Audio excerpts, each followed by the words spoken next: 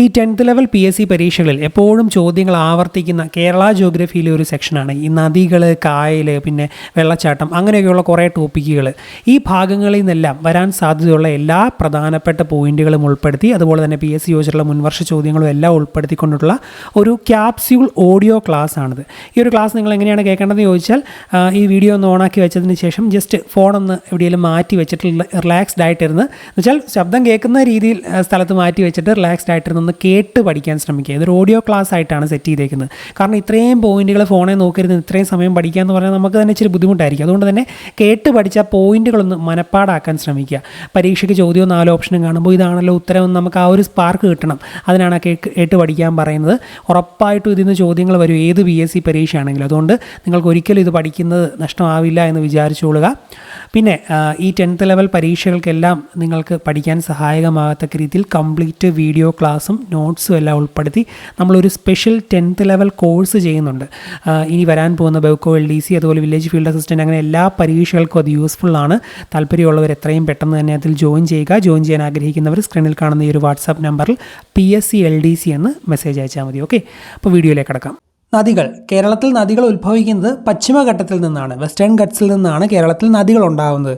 1974 കേരള സർക്കാരിൻ്റെ വിജ്ഞാപനപ്രകാരം 15 കിലോമീറ്ററോ അതിൽ കൂടുതലോ നീളം ഉണ്ടെങ്കിൽ മാത്രമേ ഉള്ളൂ ഒരു ജലപ്രവാഹത്തിനെ നദിയായി പരിഗണിക്കത്തുള്ളൂ. 15 കിലോമീറ്ററോ അല്ലെങ്കിൽ അതിൽ കൂടുതലോ നീളം വേണം ഒന്നിനെ നദിയായിട്ട് പരിഗണിക്കാൻ വേണ്ടി. കേരളത്തിൽ ടോട്ടൽ 44 നദികളുണ്ട്. നമ്പർ ഓർത്തിരുന്നോണം, 44 നദികളാണ് കേരളത്തിലുള്ളത്. അതിൽ പടിഞ്ഞാറോട്ട് ഒഴുകുന്ന നദികൾ 41ഉം കിഴക്കോട്ട് ഒഴുകുന്ന നദികൾ 3ഉമാണ്. കേരളത്തിൽ പടിഞ്ഞാറോട്ട് ഒഴുകുന്ന നദികൾ 41, കിഴക്കോട്ട് ഒഴുകുന്ന നദികൾ 3ആണ്. ടോട്ടൽ 44 നദികളുണ്ട്. 100 കിലോമീറ്ററിൽ കൂടുതൽ നീളമുള്ള എത്ര നദികളാണ് കേരളത്തിലുള്ളതെന്ന് ചോദിച്ചാൽ 11 നദികളാണ്. 100 കിലോമീറ്ററിൽ കൂടുതലുള്ള 11 നദികളുണ്ട് കേരളത്തിലെന്ന് മനസ്സിലാക്കുക. ഓക്കെ, ഇനി കേരളത്തിലെ പ്രധാനപ്പെട്ട നദികളെയാണ് നമ്മൾ പഠിക്കാൻ പോകുന്നത്. ആദ്യം പെരിയാർ. കേരളത്തിലെ ഏറ്റവും നീളം കൂടിയ നദിയാണ് പെരിയാർ. 244 കിലോമീറ്ററാണ് പെരിയാറിൻ്റെ നീളമെന്ന് പറയുന്നത്, 151 മൈൽ. കേരളത്തിലെ ഏറ്റവും നീളം കൂടിയ നദിയാണ് പെരിയാർ. കേരളത്തിലെ ഏറ്റവും കൂടുതൽ ജലം വഹിക്കുന്ന നദി, അതുപോലെ കേരളത്തിൻ്റെ ജീവരേഖ എന്നൊക്കെ അറിയപ്പെടുന്നത് പെരിയാറാണ്. കേരളത്തിലെ ഏറ്റവും കൂടുതൽ ജലം വഹിക്കുന്ന നദി, അതുപോലെ കേരളത്തിൻ്റെ ജീവരേഖ എന്നൊക്കെ അറിയപ്പെടുന്നത് പെരിയാറാണെന്ന് അറിഞ്ഞിരിക്കുക. ചൂർണി എന്ന് അർത്ഥശാസ്ത്രത്തിൽ പരാമർശിക്കുന്നത് പെരിയാറിനെയാണ്. അർത്ഥശാസ്ത്രത്തിൽ പരാമർശിക്കുന്ന കേരളത്തിലെ 2 നദികളുണ്ട്, പ്രധാനപ്പെട്ടത് പെരിയാറും പമ്പയുമാണ്. അതുപോലെ അർത്ഥശാസ്ത്രത്തിൽ ചൂർണി എന്ന് പെരിയാറിനെ പരാമർശിക്കുന്നു. ഏറ്റവും കൂടുതൽ പോഷക നദികളുള്ള കേരളത്തിലെ നദി ഏതെന്ന് ചോദിച്ചാലും അത് പെരിയാർ തന്നെയാണ്. ഏറ്റവും കൂടുതൽ പോഷക നദികളുള്ള കേരളത്തിലെ നദി പെരിയാറാണ്. പെരിയാറിൻ്റെ ഉദ്ഭവസ്ഥാനമെന്ന് പറയുന്നത് സഹ്യപർവ്വതത്തിലെ ശിവഗിരി മലയാണ്. സഹ്യപർവ്വതത്തിലെ ശിവഗിരി മലയിൽ നിന്നാണ് പെരിയാർ ഉത്ഭവിക്കുന്നത്. പെരിയാറിൻ്റെ പോഷക നദികൾ ഏതൊക്കെയെന്ന് നമ്മൾ അറിഞ്ഞിരിക്കണം. മുല്ലയാർ, മുതിരപ്പുഴ, പെരിഞ്ഞാംകുട്ടിപ്പുഴ, അതുപോലെ പെരുന്തുറയാർ, കട്ടപ്പനയാർ, ചെറുതോണിയാർ, ഇടമലയാർ. ഇതൊക്കെ പെരിയാറിൻ്റെ പോഷക നദികളാണ്. മുല്ലയാർ, മുതിരപ്പുഴ, പെരിഞ്ഞാംകുട്ടിപ്പുഴ, പെരുന്തുറയാർ, കട്ടപ്പനയാർ, ചെറുതോണിയാർ, ഇടമലയാർ. ഒറ്റയോടെ പറയാം. മുല്ലയാർ, മുതിരപ്പുഴ, പെരിഞ്ഞാംകുട്ടിപ്പുഴ, പെരുന്തുറയാർ, കട്ടപ്പനയാർ, ചെറുതോണിയാർ, ഇടമലയാർ. ഇതൊക്കെ പെരിയാറിൻ്റെ പോഷക നദികളാണ്. പെരിയാർ ആലുവയിൽ വെച്ച് മംഗലപ്പുഴ, മാർത്താണ്ഡപ്പുഴ എന്നിങ്ങനെ 2ആയിട്ട് പിരിയുന്നു. എവിടെ വെച്ചാണ് പെരിയാർ മംഗലപ്പുഴ, മാർത്താണ്ഡപ്പുഴ എന്നിങ്ങനെ 2ആയിട്ട് പിരിയുന്നതെന്ന് ചോദിച്ചാൽ ആലുവയിൽ വെച്ചാണ്. പെരിയാറിൽ ചേരുന്ന ആദ്യ പോഷക നദി ഏതെന്ന് ചോദിച്ചാൽ അത് മുല്ലയാറാണ്. പെരിയാറിൽ ചേരുന്ന ആദ്യത്തെ പോഷക നദി അത് മുല്ലയാറാണ്. പെരിയാറിൻ്റെയും മുല്ലയാറിൻ്റെയും സംഗമ ഭാഗത്ത് സ്ഥിതി ചെയ്യുന്ന ഡാമാണ് മുല്ലപ്പെരിയാർ ഡാം. വാക്കുകൾ വെച്ച് തന്നെ കണക്ട് ചെയ്യാമല്ലോ. മുല്ലയാറും മുല്ലപ്പെരിയാർ ഡാം. പെരിയാറിൻ്റെയും മുല്ലയാറിൻ്റെയും സംഗമ ഭാഗത്ത് ഉള്ള ഡാമാണ് മുല്ലപ്പെരിയാർ ഡാം. ആലുവ പുഴ, കാലടിപ്പുഴ എന്നീ പേരുകളിലൊക്കെ അറിയപ്പെടുന്നത് പെരിയാറാണെന്ന് മനസ്സിലാക്കുക. പെരിയാറിൻ്റെ പേരുകളാണ് ആലുവ പുഴ, കാലടിപ്പുഴ എന്നൊക്കെ. ഈ പേരുകളിൽ അറിയപ്പെടുന്നതും പെരിയാർ തന്നെയാണ്. പെരിയാർ നദി ഒഴുകുന്നത് ഇടുക്കി ജില്ലയിലും എറണാകുളം ജില്ലയിലുമാണ്. പെരിയാർ നദി ഒഴുകുന്ന ജില്ലകൾ ഏതൊക്കെയെന്ന് അറിഞ്ഞിരിക്കണം. ഇടുക്കിയും എറണാകുളവും. പെരിയാറിൻ്റെ പതനസ്ഥാനം എന്ന് പറയുന്നത് വേമ്പനാട്ട് കായലാണ്. അപ്പം വേമ്പനാട്ട് കായലിലാണ് പെരിയാർ പതിക്കുന്നത്. അതുപോലെ സഹ്യപർവ്വതത്തിലെ ശിവഗിരി മലയിൽ നിന്നാണ് പെരിയാർ ഉദ്ഭവിക്കുന്നത്. സഹ്യപർവ്വതത്തിലെ ശിവഗിരി മലയിൽ നിന്ന് ഉദ്ഭവിച്ച് വേമ്പനാട്ട് കായലിൽ പെരിയാർ പതിക്കുന്നു. ഏറ്റവും കൂടുതൽ അണക്കെട്ടുകൾ നിർമ്മിച്ചിരിക്കുന്ന നദിയും ഈ പെരിയാറാണെന്ന് മനസ്സിലാക്കുക. ഏറ്റവും കൂടുതൽ അണക്കെട്ടുകളുള്ളത് പെരിയാറിലാണ്. പെരിയാറിലെ ജലവൈദ്യുത പദ്ധതികളാണ് ഇടുക്കി, പള്ളിവാസൽ, ചെങ്കുളം, പന്നിയാർ, നേര്യമംഗലം, ലോവർ പെരിയാർ എന്നിവയൊക്കെ. പെരിയാറിലെ ജലവൈദ്യുത പദ്ധതികളാണ് ഇടുക്കി, പള്ളിവാസൽ, ചെങ്കുളം, പന്നിയാർ, നേര്യമംഗലം, ലോവർ പെരിയാർ. ഒന്നുകൂടെ പറയാം, പെരിയാറിലെ ജലവൈദ്യുത പദ്ധതികളാണ് ഇടുക്കി, പള്ളിവാസൽ, ചെങ്കുളം, പന്നിയാർ, നേര്യമംഗലം, ലോവർ പെരിയാർ. പെരിയാറിൻ്റെ തീരത്തുള്ള വന്യജീവി സങ്കേതങ്ങളാണ് തേക്കടി വന്യജീവി സങ്കേതവും തട്ടേക്കാട് പക്ഷി സങ്കേതവും. തേക്കടി വന്യജീവി സങ്കേതം പെരിയാർ വന്യജീവി സങ്കേതം എന്നും അറിയപ്പെടുന്നു. അപ്പോൾ ഓർത്തോണം, പരീക്ഷ ഇങ്ങനെ ചോദിക്കുകയാണെങ്കിൽ തേക്കടി വന്യജീവി സങ്കേതം ഏത് നദിയുടെ തീരത്താണ് എന്ന് ചോദിച്ചാൽ പെരിയാറിൻ്റെ തീരത്ത്. അതുപോലെ തട്ടേക്കാട് പക്ഷി സങ്കേതവും പെരിയാറിൻ്റെ തീരത്താണെന്ന് മനസ്സിലാക്കുക. പെരിയാറിൻ്റെ തീരത്താണ് തട്ടേക്കാട് പക്ഷി സങ്കേതം. തട്ടേ കയറി പ്രസംഗിക്കാനൊക്കെ പെരിയ ആൾക്കാർക്കൊക്കെ അവസരം പണ്ടൊക്കെ ലഭിക്കാറുണ്ടായിരുന്നുള്ളൂ എന്നൊക്കെ ഓർത്ത് തട്ട്, പെരിയ ആൾക്കാർ, പെരിയാർ, തട്ടേക്കാട് പെരിയാറിൻ്റെ തീരത്ത് കണക്ട് ചെയ്യാമല്ലോ. ശങ്കരാചാര്യരുടെ ജന്മസ്ഥലമായ കാലടി പെരിയാറിൻ്റെ തീരത്താണ് സ്ഥിതി ചെയ്യുന്നത്. PSC ചോദിക്കുന്ന ഒരു പോയിന്റാണ്. ശങ്കരാചാര്യരുടെ ജന്മസ്ഥലമായ കാലടി സ്ഥിതി ചെയ്യുന്നത് എവിടെ? അത് പെരിയാറിൻ്റെ തീരത്താണ്. ശങ്കരാചാര്യർ പൂർണ്ണ എന്ന് പരാമർശിച്ച നദിയാണ് പെരിയാർ. നമ്മൾ നേരത്തെ ചൂർണി എന്ന് പറഞ്ഞു, അർത്ഥശാസ്ത്രത്തിൽ പെരിയാറിനെ ചൂർണി എന്ന് പറയുന്നു. അതുപോലെ തന്നെ ശങ്കരാചാര്യർ പൂർണ്ണ എന്ന് വിളിച്ചത് പെരിയാറിനെയാണ്. പെരിയാറിൽ 1924 ഉണ്ടായ വെള്ളപ്പൊക്കം അറിയപ്പെടുന്ന പേരാണ് 99 വെള്ളപ്പൊക്കം. 99 വെള്ളപ്പൊക്കം എന്ന് കേൾക്കുമ്പോൾ എല്ലാവരും ഓർക്കും 1999 വന്ന വെള്ളപ്പൊക്കം എന്നല്ല. കൊല്ലവർഷം 1999, അല്ലാത്ത വർഷം 1924. 1924 കൊല്ലവർഷം 1999 വെള്ളപ്പൊക്കമാണ് 99 വെള്ളപ്പൊക്കം എന്ന് അറിയപ്പെടുന്നത്. ഇത് പെരിയാറിലെ വെള്ളപ്പൊക്കമാണ്. പെരിയാറിൽ 1341 വെള്ളപ്പൊക്കത്തെ തുടർന്ന് നശിച്ചുപോയ തുറമുഖമാണ് കൊടുങ്ങല്ലൂർ മുസിരീസ് തുറമുഖം. 1341 പെരിയാറിലുണ്ടായ വെള്ളപ്പൊക്കം മൂലമാണ് കൊടുങ്ങല്ലൂർ തുറമുഖം നശിച്ചു പോയത് എന്ന് മനസ്സിലാക്കുക. 1341 പെരിയാറിലെ വെള്ളപ്പൊക്കം മൂലം രൂപം കൊണ്ട തുറമുഖം ഏതെന്ന് ചോദിക്കാം. അത് കൊച്ചി തുറമുഖമാണ്. 1341 പെരിയാറിലെ വെള്ളപ്പൊക്കം മൂലം രൂപം കൊണ്ടത് കൊച്ചി തുറമുഖമാണ്. നശിച്ചുപോയത് കൊടുങ്ങല്ലൂർ തുറമുഖമാണ്. കേരളത്തിലെ ആദ്യത്തെ ഡാമാണ് പെരിയാറിലെ മുല്ലപ്പെരിയാർ ഡാം. അതൊന്ന് ഓർത്തിരുന്നോണം. കേരളത്തിലെ ആദ്യത്തെ ഡാമാണ് പെരിയാർ നദിയിലുള്ള മുല്ലപ്പെരിയാർ ഡാം. മുല്ലപ്പെരിയാർ അണക്കെട്ട് സ്ഥിതി ചെയ്യുന്നത് പെരിയാറിലാണ്. മുല്ലപ്പെരിയാർ നിർമ്മാണം ആരംഭിച്ച വർഷം 1887, പണി പൂർത്തിയായ വർഷം 1895. ഓർക്കുക, മുല്ലപ്പെരിയാറിൻ്റെ നിർമ്മാണം ആരംഭിച്ച വർഷം 1887, പണി പൂർത്തിയായത് 1895. മുല്ലപ്പെരിയാർ അണക്കെട്ടിൻ്റെ ശില്പിയുടെ പേര് അറിഞ്ഞിരിക്കണം. ജോൺ പെന്നിക്യൂക്കാണ്. ജോൺ പെന്നിക്യൂക്കാണ് മുല്ലപ്പെരിയാർ ഡാമിൻ്റെ ശില്പി. മുല്ലപ്പെരിയാർ അണക്കെട്ടിൻ്റെ ശില്പി ജോൺ പെന്നിക്യൂക്ക്. മുല്ലപ്പെരിയാർ അണക്കെട്ട് ഉദ്ഘാടനം ചെയ്തത് വെൻലോക് പ്രഭുവാണ്. മുല്ലപ്പെരിയാർ അണക്കെട്ട് ഉദ്ഘാടനം ചെയ്തത് വെൻലോക് പ്രഭുവാണ്. ഇത് നിർമ്മിച്ചിരിക്കുന്ന മിശ്രിതം സുർക്കി മിശ്രിതമാണ്. മുല്ലപ്പെരിയാർ അണക്കെട്ട് നിർമ്മിച്ചിരിക്കുന്ന മിശ്രിതത്തിൻ്റെ പേര് സുർക്കി മിശ്രിതം. ഉദ്ഘാടനം ചെയ്തത് വെൻലോക് പ്രഭു. മുല്ലപ്പെരിയാറിലെ ജലം തമിഴ്നാട്ടിലേക്ക് കൊണ്ടുപോകാൻ വേണ്ടി ഉണ്ടാക്കിയ ഒരു കരാറുണ്ട്. അതിൻ്റെ പേരെന്ന് അറിഞ്ഞിരിക്കണം. പെരിയാർ ലീസ് എഗ്രിമെൻ്റ് എന്നാണ് ഇതിൻ്റെ പേര്. 1886 ഒക്ടോബർ 29 ഈ കരാറ് ഒപ്പുവെച്ചത്. മുല്ലപ്പെരിയാറിലെ ജലം തമിഴ്നാട്ടിലേക്ക് കൊണ്ടുപോകാൻ വേണ്ടി ഉണ്ടാക്കിയ കരാറാണ് Periyar lease agreement. Periyar lease agreement ഒപ്പുവെച്ചത് തിരുവിതാംകൂർ ദിവാനായ വി രാമയ്യങ്കാരും മദ്രാസ് സ്റ്റേറ്റ് സെക്രട്ടറിയായ JC ഹാനിങ്ടണും തമ്മിലാണ്. തിരുവിതാംകൂർ ദിവാനായ വി രാമയ്യങ്കാരും മദ്രാസ് സ്റ്റേറ്റ് സെക്രട്ടറിയായ JC ഹാനിങ്ടണും തമ്മിലാണ് പെരിയാർ ലീസ് എഗ്രിമെൻ്റ് ഒപ്പുവെച്ചത് എന്ന് മനസ്സിലാക്കുക. പെരിയാർ ലീസ് എഗ്രിമെൻ്റ് ഒപ്പുവെച്ച സമയത്തെ തിരുവിതാംകൂർ രാജാവ് ശ്രീമൂലം തിരുനാളായിരുന്നു. അപ്പം രാമയ്യങ്കാർ, തിരുവിതാംകൂർ ദിവാനായിരുന്ന വി രാമയ്യങ്കാരും മദ്രാസ് സ്റ്റേറ്റ് സെക്രട്ടറിയായ JC ഹാനിങ്ടണുമാണ് പെരിയാർ ലീസ് എഗ്രിമെൻ്റ് ഒപ്പുവെച്ചത്. പെരിയാർ ലീസ് എഗ്രിമെൻ്റ് പുതുക്കിയ വർഷമാണ് 1970. 1970 പെരിയാർ ലീസ് എഗ്രിമെൻ്റ് പുതുക്കിയത്. പെരിയാർ ലീസ് എഗ്രിമെൻ്റ് 1970 പുതുക്കി നൽകിയ കേരള മുഖ്യമന്ത്രി C. അച്യുതമേനോനാണ് ഇത് പുതുക്കി നൽകിയത്. മുല്ലപ്പെരിയാർ അണക്കെട്ടിൻ്റെ സുരക്ഷയെക്കുറിച്ച് പഠിക്കാനായി സുപ്രീം കോടതി നിയമിച്ച കമ്മിറ്റിയുടെ തലവനാണ് A.S. ആനന്ദ്. ഓർക്കുക, മുല്ലപ്പെരിയാർ അണക്കെട്ടിൻ്റെ സുരക്ഷയെക്കുറിച്ച് പഠിക്കാനായി സുപ്രീം കോടതി നിയമിച്ച കമ്മിറ്റിയുടെ തലവനാണ് A.S. ആനന്ദ്. കേരളത്തിലെ വലുതും ചെറുതുമായ നദികളെപ്പറ്റി കുറച്ച് പോയിന്റുകളിലൂടെ അറിഞ്ഞിരിക്കണം. കേരളത്തിലെ ഏറ്റവും വലിയ നദി പെരിയാറാണെന്ന് ഞാൻ പറഞ്ഞു. 244 കിലോമീറ്റർ. കേരളത്തിലെ ഏറ്റവും വലിയ നദി പെരിയാറാണ്. എന്നാൽ കേരളത്തിലെ ഏറ്റവും ചെറിയ നദി ഏതെന്ന് ചോദിച്ചാൽ ഇത് മഞ്ചേശ്വരം പുഴയാണ്. 16 കിലോമീറ്ററാണ് മഞ്ചേശ്വരം പുഴയുടെ നീളം. കേരളത്തിലെ ഏറ്റവും ചെറിയ നദി മഞ്ചേശ്വരം പുഴ. കിഴക്കോട്ടൊഴുകുന്ന കേരളത്തിലെ ഏറ്റവും വലിയ നദി എന്ന് ചോദിച്ചാൽ കബനിയാണ്. അതുപോലെ കിഴക്കോട്ടൊഴുകുന്ന കേരളത്തിലെ ഏറ്റവും ചെറിയ നദി പാമ്പാറാണ്. കിഴക്കോട്ടൊഴുകുന്ന ഏറ്റവും വലുത് കബനി, ഏറ്റവും ചെറുത് പാമ്പാർ. കിഴക്കോട്ടൊഴുകുന്ന കേരളത്തിലെ ഏറ്റവും ചെറിയ നദി പാമ്പാർ, കിഴക്കോട്ടൊഴുകുന്ന കേരളത്തിലെ ഏറ്റവും വലിയ നദി കബനിയാണ്. കേരളത്തിലെ വടക്കേ അറ്റത്തെ നദി മഞ്ചേശ്വരം പുഴയാണ്. കേരളത്തിലെ തെക്കേ അറ്റത്തെ നദി നെയ്യാറാണ്. കേരളത്തിലെ വടക്കേ അറ്റത്തെ നദി മഞ്ചേശ്വരമാണ്, മഞ്ചേശ്വരം പുഴയാണ്. കേരളത്തിലെ തെക്കേ അറ്റത്തെ നദി നെയ്യാറാണെന്നും ഓർത്തിരിക്കുക. കടലിൽ പതിക്കുന്ന കേരളത്തിലെ ഏറ്റവും ചെറിയ നദി ഏതെന്ന് ചോദിച്ചാൽ രാമപുരം നദിയാണ്. എന്നാൽ കേരളത്തിലെ ഏറ്റവും ചെറിയ നദി ഏതെന്ന് ചോദിച്ചാൽ മഞ്ചേശ്വരം പുഴയാണ്. കടലിൽ പതിക്കുന്ന കേരളത്തിലെ ഏറ്റവും ചെറിയ നദിയാണ് രാമപുരം നദി. 19 കിലോമീറ്ററാണ് അതിൻ്റെ ദൂരമെന്ന് പറയുന്നത്. ദക്ഷിണ കേരളത്തിലെ ഏറ്റവും ചെറിയ നദിയാണ് അയിരൂർ പുഴ. ദക്ഷിണ കേരളത്തിലെ ഏറ്റവും ചെറിയ നദി അയിരൂർ പുഴയാണ്, 17 കിലോമീറ്റർ. കേരളത്തിലെ ഏറ്റവും ചെറിയ രണ്ടാമത്തെ നദിയും അയിരൂർ പുഴയാണെന്ന് മനസ്സിലാക്കുക. കേരളത്തിലെ ഏറ്റവും ചെറിയ രണ്ടാമത്തെ നദി അയിരൂർ പുഴയാണ്. ഇനി കേരളത്തിലെ രണ്ടാമത്തെ വലിയ നദിയായ ഭാരതപ്പുഴയുമായി ബന്ധപ്പെട്ട കാര്യങ്ങളാണ് പഠിക്കാൻ പോകുന്നത്. ഫസ്റ്റ് പോയിന്റ് അത് തന്നെ. കേരളത്തിലെ രണ്ടാമത്തെ വലിയ നദിയാണ് ഭാരതപ്പുഴ. 209 കിലോമീറ്റർ അല്ലെങ്കിൽ 129 മൈലാണ് അതിൻ്റെ ദൂരം എന്ന് പറയുന്നത്. കേരളത്തിലെ രണ്ടാമത്തെ വലിയ നദി ഭാരതപ്പുഴയാണ്, 209 കിലോമീറ്റർ.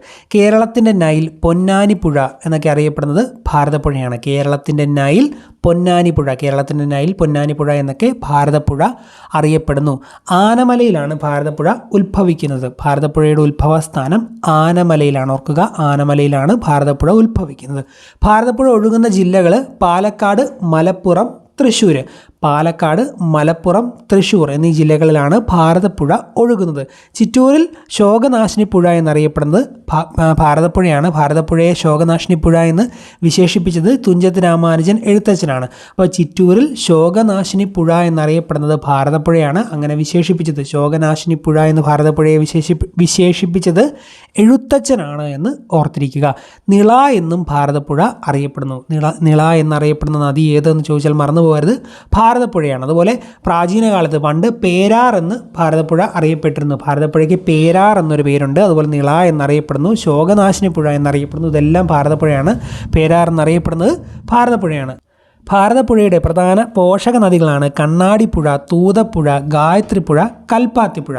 ഭാരതപ്പുഴയുടെ പ്രധാന പോഷക നദികളാണ് കണ്ണാടിപ്പുഴ, തൂതപ്പുഴ, ഗായത്രിപ്പുഴ, കൽപ്പാത്തിപ്പുഴ.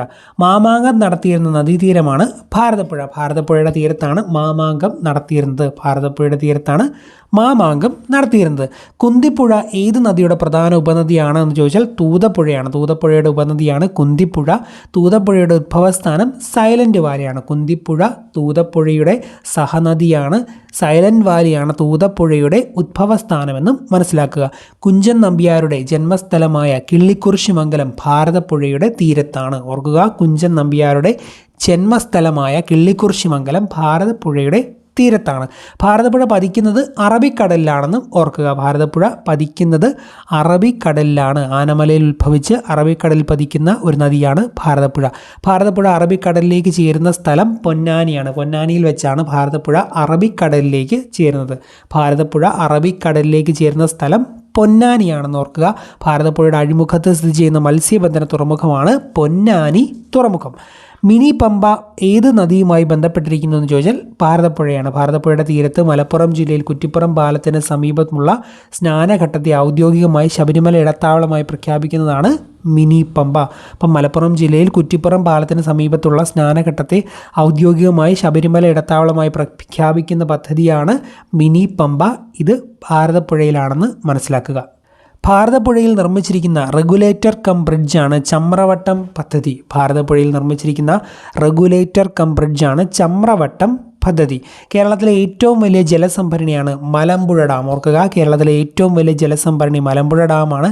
കേരളത്തിലെ വൃന്ദാവനം എന്ന് മലമ്പുഴ ഡാം അറിയപ്പെടുന്നു. ദക്ഷിണേന്ത്യയിലെ ആദ്യ റോക്ക് ഗാർഡൻ സ്ഥിതി ചെയ്യുന്നതും മലമ്പുഴയിലാണ്. റോക്ക് ഗാർഡൻ്റെ ശില്പി നേക് ചന്ദാണ്. അപ്പോൾ കേരളത്തിലെ ഏറ്റവും വലിയ ജലസംഭരണിയാണ് മലമ്പുഴ ഡാം. കേരളത്തിലെ ഏറ്റവും വലിയ ജലസംഭരണിയാണ് ഭാരതപ്പുഴയിലുള്ള മലമ്പുഴ ഡാം. കേരളത്തിലെ വൃന്ദാവനം എന്നും മലമ്പുഴ ഡാം അറിയപ്പെടുന്നു. കേരളത്തിലെ വൃന്ദാവനം, മലമ്പുഴ ഡാം. ദക്ഷിണേന്ത്യയിലെ ആദ്യ റോക്ക് ഗാർഡൻ സ്ഥിതി ചെയ്യുന്നതും മലമ്പുഴ ഡാമിലാണ്. ദക്ഷിണേന്ത്യയിലെ ആദ്യ റോക്ക് ഗാർഡൻ സ്ഥിതി ചെയ്യുന്നതും മലമ്പുഴയിലാണെന്ന് മനസ്സിലാക്കുക. നെക്സ്റ്റ് പമ്പാ നദിയുമായി ബന്ധപ്പെട്ട കാര്യങ്ങളാണ് പഠിക്കാൻ പോകുന്നത്. കേരളത്തിലെ മൂന്നാമത്തെ നീളം കൂടി നദിയാണ് പമ്പാ നദി. 176 കിലോമീറ്റർ അല്ലെങ്കിൽ 109 മൈലാണ് ദൂരമെന്ന് പറയുന്നത്. കേരളത്തിലെ മൂന്നാമത്തെ നീളം കൂടി നദിയാണ് പമ്പ. 176 കിലോമീറ്റർ. മൂന്നാമത്തെ നീളം കൂടിയ നദി. തിരുവിതാംകൂറിൻ്റെ ജീവനാഡി എന്നറിയപ്പെടുന്നത് പമ്പാ നദിയാണ്. ഇടുക്കിയിലെ പുളിച്ചിമലയിൽ ഉത്ഭവിക്കുന്ന പമ്പാ നദിയാണ് തിരുവിതാംകൂറിലെ ജീവനാഡി എന്നറിയപ്പെടുന്നത്. തിരുവിതാംകൂറിലെ ജീവനാഡി പമ്പാ നദി. ഇടുക്കിയിലെ പുളിച്ചിമലയിൽ പമ്പാ നദി ഉത്ഭവിക്കുന്നു. പമ്പാ നദി ഉത്ഭവിക്കുന്നത് ഇടുക്കിയിലെ പുളിച്ചിമലയിലാണ്. വേമ്പനാട്ട് കായലിലാണ് പമ്പാ നദി പതിക്കുന്നത്. ഇടുക്കിയിലെ പുളിച്ചിമലയിൽ ഉത്ഭവിച്ച് വേമ്പനാട്ട് കായലിലാണ് പമ്പാ നദി പതിക്കുന്നത് എന്ന് മനസ്സിലാക്കുക. പമ്പാ നദി വേമ്പനാട്ട് കായലിൽ ചേരുന്ന സ്ഥലം ആലപ്പുഴയിലെ കൈനകരിക്ക് സമീപത്ത് വെച്ചാണ്. പമ്പാ നദി വേമ്പനാട്ട് കായലിൽ ചേരുന്ന സ്ഥലം ആലപ്പുഴയിലെ കൈനകരിക്ക് സമീപത്ത് വെച്ച്. പമ്പയുടെ ദാനം എന്നറിയപ്പെടുന്നത് കുട്ടനാടാണ്. പമ്പയുടെ ദാനം കുട്ടനാട്. ഓർക്കുക, പമ്പയുടെ ദാനം എന്നറിയപ്പെടുന്ന പ്രദേശം കുട്ടനാട്. പ്രാചീന കാലത്ത് ബാരിസ് എന്നറിയപ്പെടുന്ന നദി പമ്പയാണ്. പ്രാചീന കാലത്ത് ബാരിസ് എന്ന് പറഞ്ഞാൽ ബാറിലാണ് മദ്യം കിട്ടുന്ന പാമ്പ്. മദ്യം കുടിച്ചാൽ പാമ്പാവുമല്ലോ. ബാറിസ്, പമ്പ കണക്റ്റ് ആവുമല്ലോ. ബാരിസ് എന്നറിയപ്പെടുന്നത് പമ്പയാണ്. ദക്ഷിണ ഭാഗീരഥി എന്നറിയപ്പെടുന്നത് പമ്പയാണ്. ദക്ഷിണ ഭാഗീരഥി എന്നറിയപ്പെടുന്ന നദി പമ്പയാണ്. ഓർക്കുക, ദക്ഷിണ ഭാഗീരഥി പമ്പ. പമ്പയുടെ പ്രധാന പോഷക നദികളാണ് അച്ചൻകോവിലാർ, കക്കിയാർ, കല്ലാർ, അഴുതയാർ, മണിമലയാർ, വരട്ടാർ. ഓർക്കുക, പമ്പയുടെ പ്രധാന പോഷക നദികളാണ് അച്ചൻകോവിലാർ, കക്കിയാർ, കല്ലാർ, അഴുതയാർ, മണിമലയാർ, അതുപോലെ വരട്ടാർ. പമ്പയുടെ പ്രധാന പോഷക നദികൾ അച്ചൻകോവിലാർ, കക്കിയാർ, കല്ലാർ, അഴുതയാർ, മണിമലയാർ, വരട്ടാർ എന്നിവയാണ്. പമ്പാ നദിയിലെ പ്രധാന വെള്ളച്ചാട്ടമാണ് പെരുന്തേനരുവി വെള്ളച്ചാട്ടം. പത്തനംതിട്ട ജില്ലയിലെ പെരുന്തേനരുവി വെള്ളച്ചാട്ടം പമ്പാ നദിയിലാണ്. പത്തനംതിട്ട ജില്ലയിലെ പെരുന്തേനരുവി വെള്ളച്ചാട്ടം പമ്പാ നദിയിലാണ്. ശബരി ഡാം, കക്കാട് ഡാം എന്നിവ സ്ഥിതി ചെയ്യുന്നതും പമ്പാ നദിയിലാണ്. ശബരി ഡാം, അതുപോലെ കക്കാട് ഡാം എന്നിവ സ്ഥിതി ചെയ്യുന്നതും പമ്പാ നദിയിലാണ്. ആറന്മുള, പരുമല, തകഴി, ചമ്പക്കുളം എന്നീ സ്ഥലങ്ങൾ പമ്പയുടെ തീരത്താണ്. ആറന്മുള, പരുമല, തകഴി, ചമ്പക്കുളം. ആറന്മുള, പരുമല, തകഴി, ചമ്പക്കുളം എന്നീ സ്ഥലങ്ങൾ സ്ഥിതി ചെയ്യുന്നത് പമ്പയുടെ തീരത്താണ്. ശബരിഗിരി, മൂഴിയാർ, മണിയാർ ജലവൈദ്യുത പദ്ധതികൾ പമ്പാ നദിയിലാണ്. പത്തനംതിട്ട ജില്ലയിലാണ്. ശബരിഗിരി, മൂഴിയാർ, മണിയാർ ജലവൈദ്യുത പദ്ധതികൾ പമ്പാ നദിയിലാണ്. ശബരിഗിരി, മൂഴിയാർ, മണിയാർ ജലവൈദ്യുത പദ്ധതികൾ പമ്പാ നദിയിലാണ്. പ്രസിദ്ധമായ ചെങ്ങന്നൂർ തൃപ്പൂത്താറാട്ട് നടക്കുന്നത് പമ്പാ നദിയിലാണ്. ചെങ്ങന്നൂർ തൃപ്പൂത്താറാട്ട് നടക്കുന്നത് പമ്പാ നദിയിലാണ്. മാരമൺ കൺവെൻഷൻ, ചെറുകോൽപ്പുഴ ഹിന്ദുമത സമ്മേളനം എന്നിവ നടക്കുന്നത് പമ്പാ നദീതീരത്താണ്. മാരമൺ കൺവെൻഷൻ, ചെറുകോൽപ്പുഴ ഹിന്ദുമത സമ്മേളനം എന്നിവ നടക്കുന്നത് പമ്പാ നദീതീരത്താണെന്ന് ഓർക്കുക. ആറന്മുള പാർത്ഥസാരഥി ക്ഷേത്രം, ശബരിമല, എടത്വാപ്പള്ളി എന്നീ തീർത്ഥാടന കേന്ദ്രങ്ങളും പമ്പാ തീരത്താണ് സ്ഥിതി ചെയ്യുന്നത്. ആറന്മുള പാർത്ഥസാരഥി ക്ഷേത്രം, ശബരിമല, എടത്വാപ്പള്ളി എന്നീ തീർത്ഥാടന കേന്ദ്രങ്ങളും പമ്പാ തീരത്താണ് സ്ഥിതി ചെയ്യുന്നത്. വേദകാലഘട്ടത്തിന് മുമ്പുണ്ടായിരുന്ന ദ്രാവിഡ ആരാധനയുടെ ഭാഗമായ മൺശില്പങ്ങൾ കണ്ടെത്തിയ കേരളത്തിലെ നദീതീരം ഏതെന്ന് ചോദിച്ചാൽ അത് പമ്പാ നദിയാണ്. ഓർക്കുക, വേദകാലഘട്ടത്തിന് മുമ്പുണ്ടായിരുന്ന ദ്രാവിഡ ആരാധനയുടെ ഭാഗമായ മൺശിലാപാത്രങ്ങൾ പമ്പയുടെ നദീതീരത്ത് നിന്ന് കണ്ടെത്തി. ഇനി വള്ളംകളിയുമായി ബന്ധപ്പെട്ട് കുറച്ച് പോയിന്റുകൾ ഞാൻ പറയാൻ പോവാണ്. ആറന്മുള ഉത്രട്ടാതി വള്ളംകളി നടക്കുന്നത് പമ്പാ നദിയിലാണ്. ചമ്പക്കുളം മൂലം വള്ളംകളി പമ്പാ നദിയിലാണ്. രാജീവ് ഗാന്ധി ട്രോഫി വള്ളംകളിയും പമ്പാ നദിയിലാണ്. അതുപോലെ ഉത്രാടം തിരുനാൾ വള്ളംകളി, നീരേറ്റുപുറം വള്ളംകളി എന്നറിയപ്പെടുന്ന ഉത്രാടം തിരുനാൾ വള്ളംകളിയും പമ്പാ നദിയിലാണ്. പറഞ്ഞ പോയിന്റുകൾ: ആറന്മുള ഉത്രട്ടാതി വള്ളംകളി, ചമ്പക്കുളം മൂലം വള്ളംകളി, രാജീവ് ഗാന്ധി ട്രോഫി വള്ളംകളി, ഉത്രാടം തിരുനാൾ വള്ളംകളി അല്ലെങ്കിൽ നീരേറ്റുപുറം വള്ളംകളി, ഇതെല്ലാം പമ്പാ നദിയിലാണ്. ആറന്മുള ഉത്രട്ടാതി വള്ളംകളി, ചമ്പക്കുളം മൂലം വള്ളംകളി, ഉത്രാടം തിരുനാൾ വള്ളംകളി അല്ലെങ്കിൽ നീരേറ്റുപുറം വള്ളംകളി, ഇതൊക്കെ പമ്പാ നദിയിലാണ്. മഹാത്മാ മാന്നാർ വള്ളംകളി പമ്പാ നദിയിലാണ്. മഹാത്മാ മാന്നാർ വള്ളംകളിയും പമ്പാ നദിയിലാണ്. കേരളത്തിലെ ഏറ്റവും പുരാതനമായ വള്ളംകളിയാണ് ആറന്മുള ഉത്രട്ടാതി വള്ളംകളി. കേരളത്തിലെ ഏറ്റവും പുരാതനമായ വള്ളംകളിയാണ് ആറന്മുള ഉത്രട്ടാതി വള്ളംകളി. കേരളത്തിലെ ഏറ്റവും വലിയ വള്ളംകളിയാണ് നെഹ്റു ട്രോഫി വള്ളംകളി. ഓർക്കുക, കേരളത്തിലെ ഏറ്റവും വലുത് നെഹ്റു ട്രോഫി വള്ളംകളിയാണ്. കേരളത്തിലെ ഏറ്റവും വലുത് നെഹ്റു ട്രോഫി വള്ളംകളിയാണ്. നെഹ്റു ട്രോഫി വള്ളംകളി നടക്കുന്നത് പുന്നമടക്കായലിലാണ്. ആലപ്പുഴയിലെ പുന്നമടക്കായലിലാണ് നെഹ്റു ട്രോഫി നടക്കുന്നത്. ആലപ്പുഴയിലെ പുന്നമടക്കായലിലാണ് നെഹ്റു ട്രോഫി നടക്കുന്നത്. ഓളപ്പരപ്പിലെ ഒളിമ്പിക്സ് എന്ന് അറിയപ്പെടുന്നത് നെഹ്റു ട്രോഫി വള്ളംകളിയാണ്. ഓളപ്പരപ്പിലെ ഒളിമ്പിക്സ് എന്നറിയപ്പെടുന്നത് നെഹ്റു ട്രോഫി വള്ളംകളിയാണ്. ഇനി ചാലിയാറിനെ പറ്റിയാണ് പഠിക്കാൻ പോകുന്നത്. ചാലിയാർ ചാർ എന്ന് വേണമെങ്കിൽ ഷോർട്ട് ഫോമിൽ ആദ്യത്തെ ചായയും ലാസ്റ്റത്തെ ആറോടെ ചേർത്ത് ചാർ എന്ന് പറയാം. ചാർ എന്ന് പറഞ്ഞാൽ 4 അല്ലേ.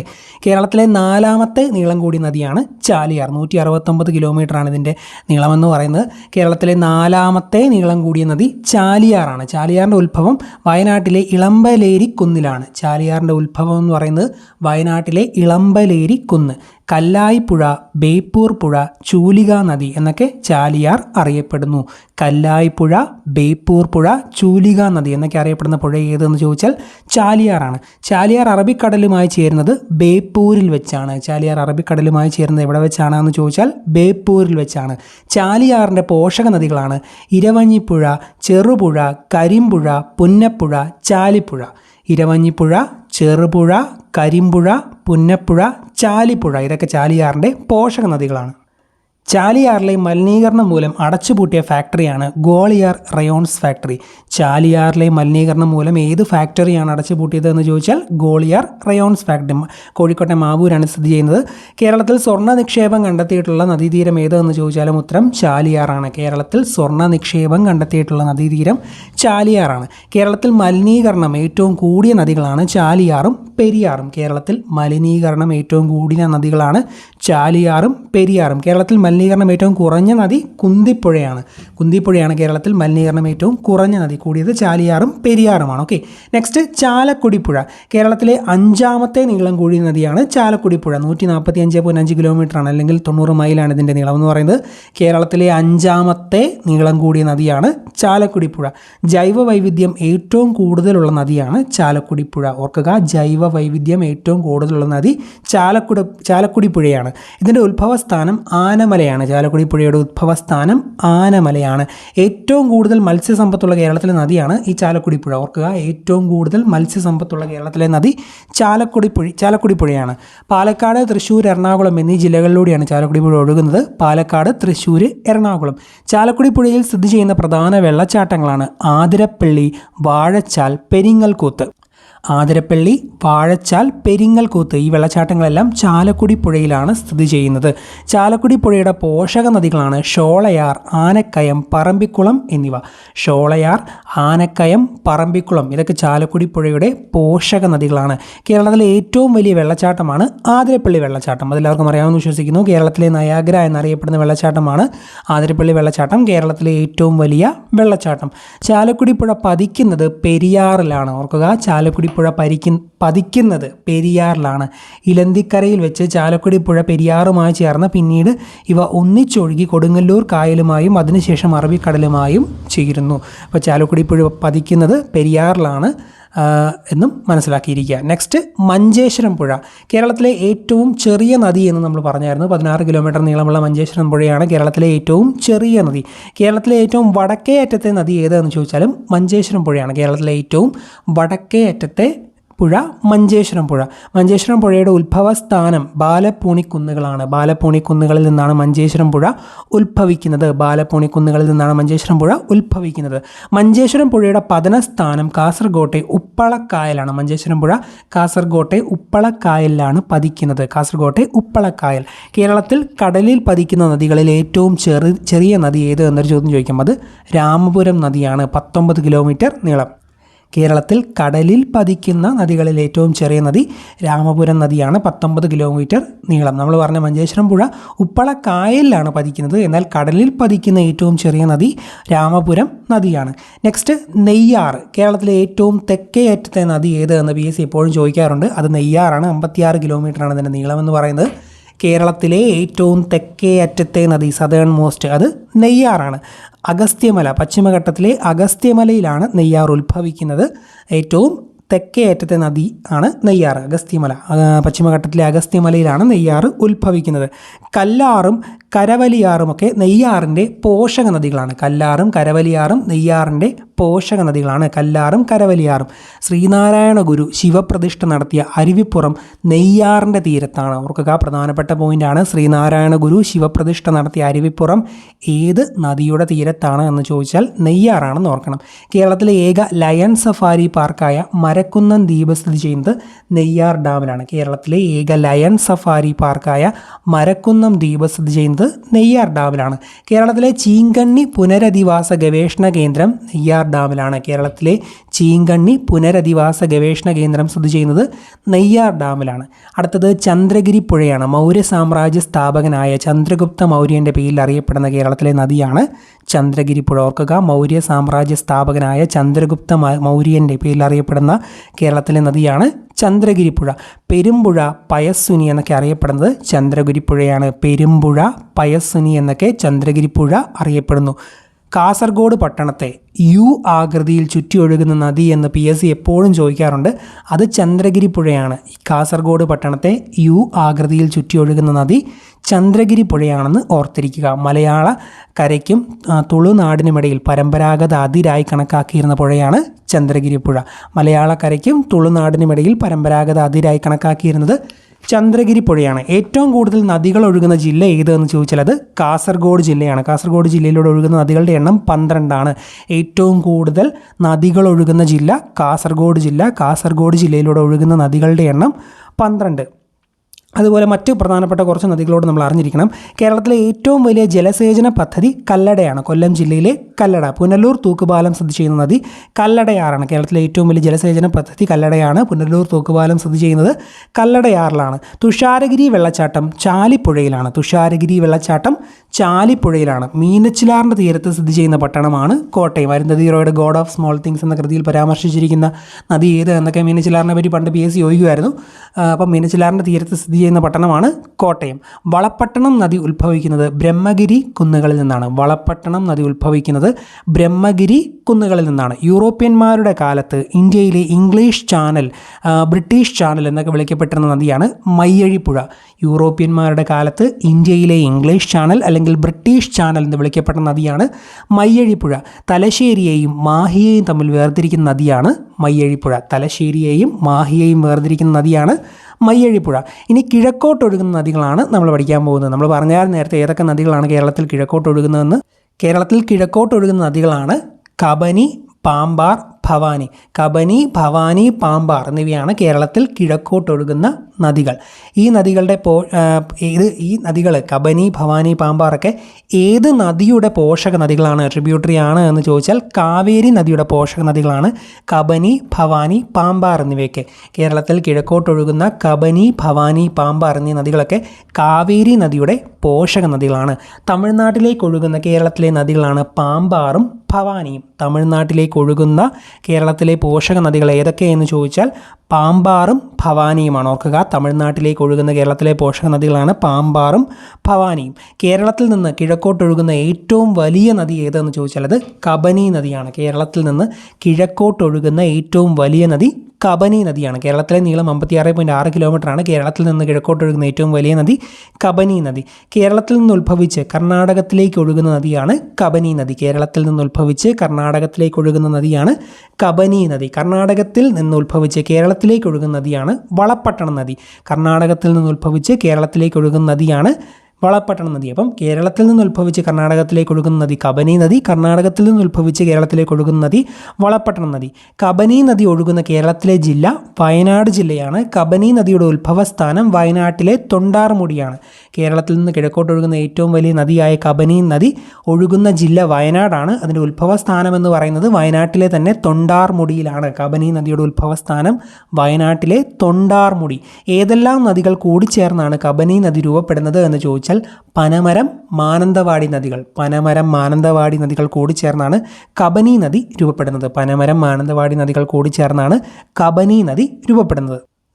കബനി അറിയപ്പെടുന്ന മറ്റൊരു പേരാണ് കപില. കപില എന്നറിയപ്പെടുന്നത് കബനി നദിയാണ്. കബനി, കബനി നദി പതിക്കുന്നത് കാവേരി നദിയിലാണ്. കാവേരി നദിയിലാണ് കബനി നദി പതിക്കുന്നത്. ബാണസുര സാഗർ ഡാം സ്ഥിതി ചെയ്യുന്ന നദി ഏത് എന്ന് PSC ചോദിക്കാം. അത് കബനി നദിയാണ്. ബാണസുര സാഗർ ഡാം സ്ഥിതി ചെയ്യുന്നത് കബനി നദിയിലാണ്. കേരളത്തിലെ ഏറ്റവും വലിയ എർത്ത് ഡാമാണ് ബാണസുര സാഗർ ഡാം. വയനാട് ജില്ലയിലെ ബാണസുര സാഗർ ഡാം കേരളത്തിലെ ഏറ്റവും വലിയ എർത്ത് ഡാമാണ്. ബാണസുര സാഗർ ഡാം സ്ഥിതി ചെയ്യുന്നത് കബനി നദിയിലാണ്. ഡാമിലാണ്. ഏഷ്യയിലെ രണ്ടാമത്തെ വലിയ എർത്ത് ഡാമാണ് ബാണസുര സാഗർ ഡാം. കേരളത്തിലെ ഏറ്റവും വലിയ എർത്ത് ഡാം, ഏഷ്യയിലെ രണ്ടാമത്തെ വലിയ എർത്ത് ഡാം എന്നൊക്കെ ചോദിച്ചാലും കബനി നദിയിലെ ബാണസുര സാഗർ ഡാമാണ്. ബാണസുര സാഗർ ഡാം സ്ഥിതി ചെയ്യുന്ന നദി കരമനത്തോട്, കബനിയുടെ പോഷക നദിയായ കരമനത്തോടാണ് ബാണസുര സാഗർ ഡാം സ്ഥിതി ചെയ്യുന്ന നദി. കേരളത്തിലെ ആദ്യത്തെ ഒഴുകുന്ന സൗരോർജ്ജ നിലയം സ്ഥാപിച്ചിരിക്കുന്നത് ബാണസുര സാഗർ ഡാമിലാണ്. കേരളത്തിലെ ആദ്യത്തെ ഒഴുകുന്ന സൗരോർജ്ജ നിലയം സ്ഥാപിച്ചിരിക്കുന്നത് ബാണസുര സാഗർ ഡാമിലാണ്.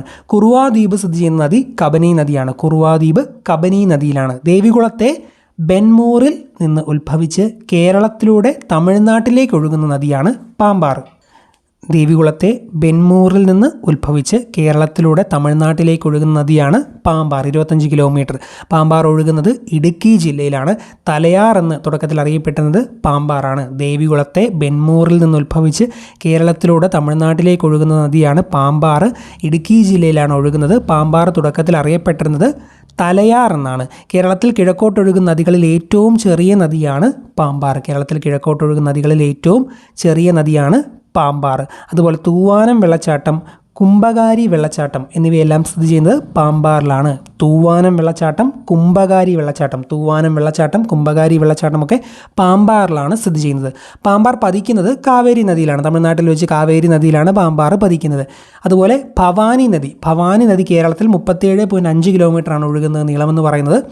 കേരളത്തിൽ ഭവാനി നദിയുടെ നീളമെന്ന് പറയുന്നത്. ഈ ഭവാനി നദി ഒഴുകുന്ന ജില്ല പാലക്കാടാണ്. പാലക്കാട് ജില്ലയിലാണ് ഭവാനി നദി ഒഴുകുന്നത്. ഭവാനി നദി പാലക്കാട് ജില്ലയിലാണ് ഒഴുകുന്നത്. ഭവാനി നദിയിൽ എത്തിച്ചേരുന്ന പ്രധാന നദികളാണ് ശിരുവാണിയും വരകാറും. ശിരുവാണിയും വരകാറും ഭവാനി നദിയിലാണ് എത്തിച്ചേരുന്നത്. കോയമ്പത്തൂർ പട്ടണത്തിലേക്ക് ജലവിതരണം നടത്തുന്ന കേരളത്തിലെ അണക്കെട്ടാണ് ശിരുവാണി. കോയമ്പത്തൂർ പട്ടണത്തിലേക്ക് ജലവിതരണം നടത്തുന്ന കേരളത്തിലെ അണക്കെട്ടാണ് ശിരുവാണി. കൊടുങ്ങരപ്പള്ളം പുഴ ഒഴുകുന്ന കേരളത്തിലെ പ്രദേശം ഏത് എന്ന് ചോദിച്ചാൽ അട്ടപ്പാടി. കൊടുങ്ങരപ്പള്ളം പുഴ ഒഴുകുന്നത് അട്ടപ്പാടിയിലാണ്. 1/4 നൂറ്റാണ്ട് മുമ്പ് വറ്റി വരണ്ടു പോയ അട്ടപ്പാടിയിലെ ഏത് പുഴയാണ് ഒഴുക്ക് വീണ്ടെടുത്തത് എന്ന് ചോദിച്ചാൽ കൊടുങ്ങരപ്പള്ളമാണ്. കൊടുങ്ങരപ്പള്ളം പുഴ ഒഴുകുന്നത് അട്ടപ്പാടിയിലാണ്. കൊടുങ്ങരപ്പള്ളം പുഴയുടെ ഉത്ഭവം തമിഴ്നാട്ടിലെ അതിർത്തിയിലെ പൊരുൾമുടിയിലാണ് കൊടുങ്ങരപ്പള്ളം പുഴ ഉത്ഭവിക്കുന്നത്. പതനം ഭവാനിപ്പുഴയിലാണ്. ഓക്കെ, ഇനി നദികൾ ഒഴുകുന്നതുമായി ബന്ധപ്പെട്ട് കുറച്ച് പോയിന്റുകൾ ഞാൻ പറയാം. ആറളം വന്യജീവി സങ്കേതത്തിലൂടെ ഒഴുകുന്ന നദി ചീങ്കണ്ണിപ്പുഴ. ആറളം വന്യജീവി സങ്കേതത്തിലൂടെ ഒഴുകുന്ന നദി ചീങ്കണ്ണിപ്പുഴ. ചിമ്മിനി വന്യജീവി സംരക്ഷണ കേന്ദ്രത്തിൽ നിന്ന് ഉത്ഭവിക്കുന്ന നദി കുറുമാലിപ്പുഴ. ചിമ്മിനി വന്യജീവി സംരക്ഷണ കേന്ദ്രത്തിൽ നിന്ന് ഉത്ഭവിക്കുന്ന നദിയാണ് കുറുമാലിപ്പുഴ. ആറളം വന്യജീവി സങ്കേതത്തിലൂടെ ഒഴുകുന്ന നദി ചീങ്കണ്ണിപ്പുഴ. ചിമ്മിനി വന്യജീവി സംരക്ഷണ കേന്ദ്രത്തിൽ നിന്ന് ഉത്ഭവിക്കുന്ന നദി കുറുമാലിപ്പുഴ. നിലമ്പൂരിലെ തേക്കിൻ കാടുകളിലൂടെ ഒഴുകുന്ന നദിയാണ് ചാലിയാർ. ഓർക്കുക, നിലമ്പൂരിലെ തേക്കിൻ കാടുകളിലൂടെ ഒഴുകുന്ന നദി ചാലിയാറാണ്. കുമരകം പക്ഷി സങ്കേതത്തിലൂടെ ഒഴുകുന്ന നദിയാണ് കവനാർ. കുമരകം പക്ഷി സങ്കേതത്തിലൂടെ ഒഴുകുന്ന നദിയാണ് കവനാർ. സൈലന്റ് വാലിയിലൂടെ ഒഴുകുന്ന നദിയാണ് കുന്തിപ്പുഴ. സൈലന്റ് വാലിയിലൂടെ ഒഴുകുന്ന നദിയാണ് കുന്തിപ്പുഴ. ഇരവികുളം, മറയൂർ, ചിന്നാർ വന്യജീവി സങ്കേതങ്ങളിലൂടെ ഒഴുകുന്ന നദിയാണ് പാമ്പാർ. ഇരവികുളം, മറയൂർ, ചിന്നാർ വന്യജീവി സങ്കേതങ്ങളിലൂടെ ഒഴുകുന്ന നദിയാണ് പാമ്പാർ. ഇതെല്ലാം PSC പ്രീവിയസ് ചോദ്യങ്ങളാണ്. തട്ടേക്കാട് പക്ഷി സങ്കേതത്തിലൂടെ ഒഴുകുന്ന നദിയാണ് പെരിയാർ. തട്ടേക്കാടിലൂടെ ഒഴുകുന്നത് പെരിയാറാണ്.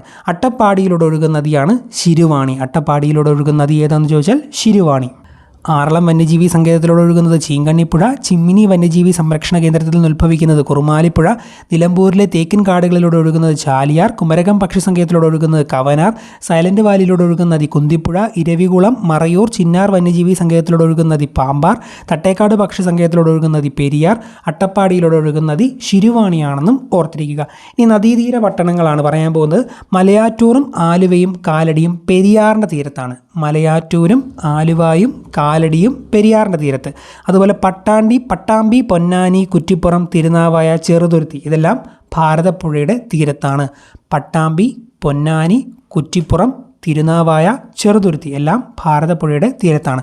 പട്ടാമ്പി, പൊന്നാനി, കുറ്റിപ്പുറം, തിരുനാവായ, ചെറുതുരുത്തി ഇവയെല്ലാം ഭാരതപ്പുഴയുടെ തീരത്താണ്.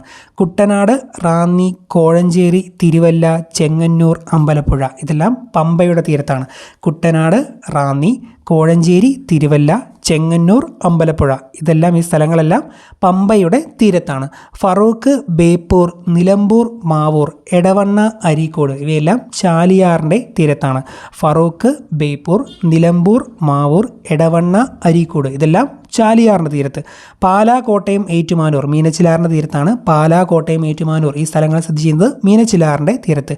ഇരിട്ടി, ശ്രീകണ്ഠപുരം, ഇരിക്കൂർ, പറശ്ശിനിക്കടവ് വളപട്ടണം നദിയുടെ തീരത്തുള്ള പട്ടണങ്ങളാണ് ഇരിട്ടി, ശ്രീകണ്ഠപുരം, ഇരിക്കൂർ, പറശ്ശിനിക്കടവ്. ഇരിട്ടി, ശ്രീകണ്ഠപുരം, ഇരിക്കൂർ, പറശ്ശിനിക്കടവ് ഇതെല്ലാം വളപട്ടണം നദിയുടെ തീരത്താണ്.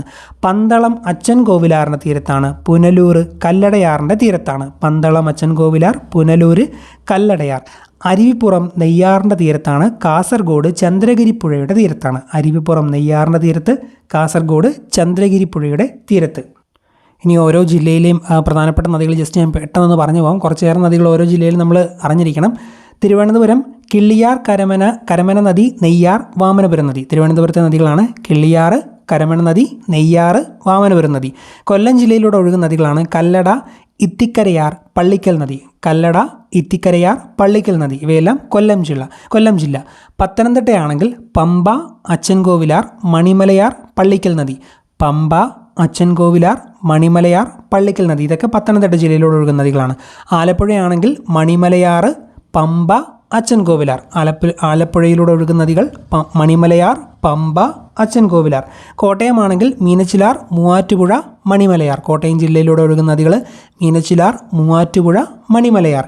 ഇടുക്കി ജില്ലയിലൂടെ ഒഴുകുന്ന നദികൾ പെരിയാർ, തൊടുപുഴയാർ, പാമ്പാർ. ഇടുക്കിയിലൂടെ ഒഴുകുന്ന നദികൾ പെരിയാർ, തൊടുപുഴയാർ, പാമ്പാർ. എറണാകുളത്തേക്ക് വരുമ്പോൾ പെരിയാർ, മൂവാറ്റുപുഴ, ചാലക്കുടിപ്പുഴ, കോതമംഗലം, തൊടുപുഴയാർ.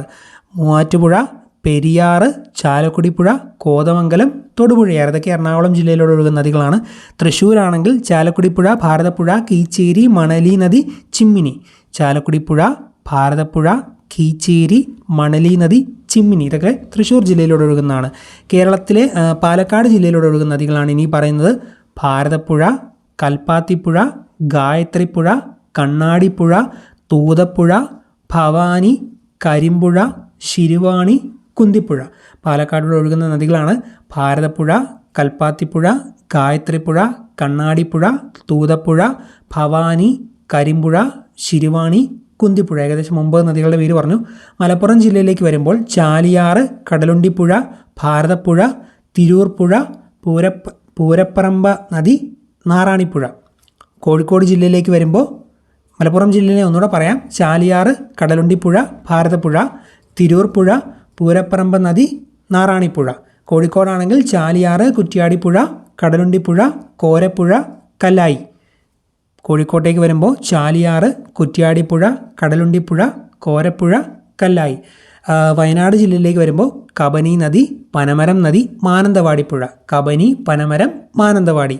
കണ്ണൂർ ജില്ലയിലേക്ക് വരുമ്പോൾ വളപട്ടണം നദി, കുപ്പം നദി, അഞ്ചരക്കണ്ടി, ഭവാലി നദി. വളപട്ടണം നദി, കുപ്പം നദി, അഞ്ചരക്കണ്ടി, ഭവാലി നദി ഇതൊക്കെ കണ്ണൂർ ജില്ലയിലൂടെയാണ് ഒഴുകുന്നത്. കാസർഗോഡ് ജില്ലയിലേക്ക് വരുമ്പോൾ ചന്ദ്രഗിരി പുഴ, മഞ്ചേശ്വരം പുഴ, കവ്വായി പുഴ, ഉപ്പള, ചിറ്റാരി നദി, ഷിറിയ, കാര്യങ്കോട്, കുമ്പള, ബോങ്ക്രാൽ ഇതൊക്കെ കാസർഗോഡ് ജില്ലയിലൂടെയാണ്.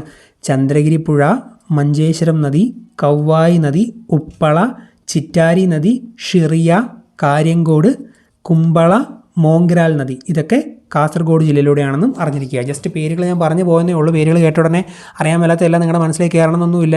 എനിക്ക് നന്നായിട്ട് അറിയാം. അപ്പം ഡെയിലി ഒരു 5 മിനിറ്റ് വെച്ച് ഈ നദികൾ ഏത് ജില്ലയിലൂടെയാണ് ഒഴുകുന്നതെന്ന് റിവിഷൻ ചെയ്ത് അങ്ങ് പഠിച്ച് പോയാൽ മതി. ഒരു 10-20 ദിവസം കണ്ടിന്യൂസ് ആയിട്ട് നോക്കി സിമ്പിളായിട്ട് ഓർത്തിരിക്കും. ബാക്കിയുള്ളതൊക്കെ റിപ്പീറ്റഡ് ആയിട്ട് കേട്ടാൽ നമ്മൾ മനസ്സിലേക്ക് പതിയുന്നതാണ്. ഇത് മാത്രം നമ്മളൊന്ന് ജസ്റ്റ് ഒന്ന് ഡെയിലി റിവൈസ് ചെയ്ത് പോയാൽ മതി. ഓക്കെ, അപ്പോൾ ഇത്രയും കാര്യങ്ങൾ നദികളുമായി ബന്ധപ്പെട്ട് അറിഞ്ഞിരിക്കും. ചില നദികൾക്ക് ചില അപരനാമങ്ങളൊക്കെ ഉണ്ട്. നദികളും അപരനാമങ്ങളുമാണ് ഇനി പറയുന്നത്. കേരളത്തിൻ്റെ ജീവരേഖ എന്നറിയപ്പെടുന്നത് പെരിയാറാണ്. കേരളത്തിൻ്റെ ജീവരേഖ പെരിയാറാണ്. അതുപോലെ കേരളത്തിൻ്റെ നൈൽ ഏത് എന്ന് ചോദിച്ചാൽ അത് ഭാരതപ്പുഴയാണ്. കേരളത്തിൻ്റെ നൈൽ എന്നറിയപ്പെടുന്നത് ഭാരതപ്പുഴ.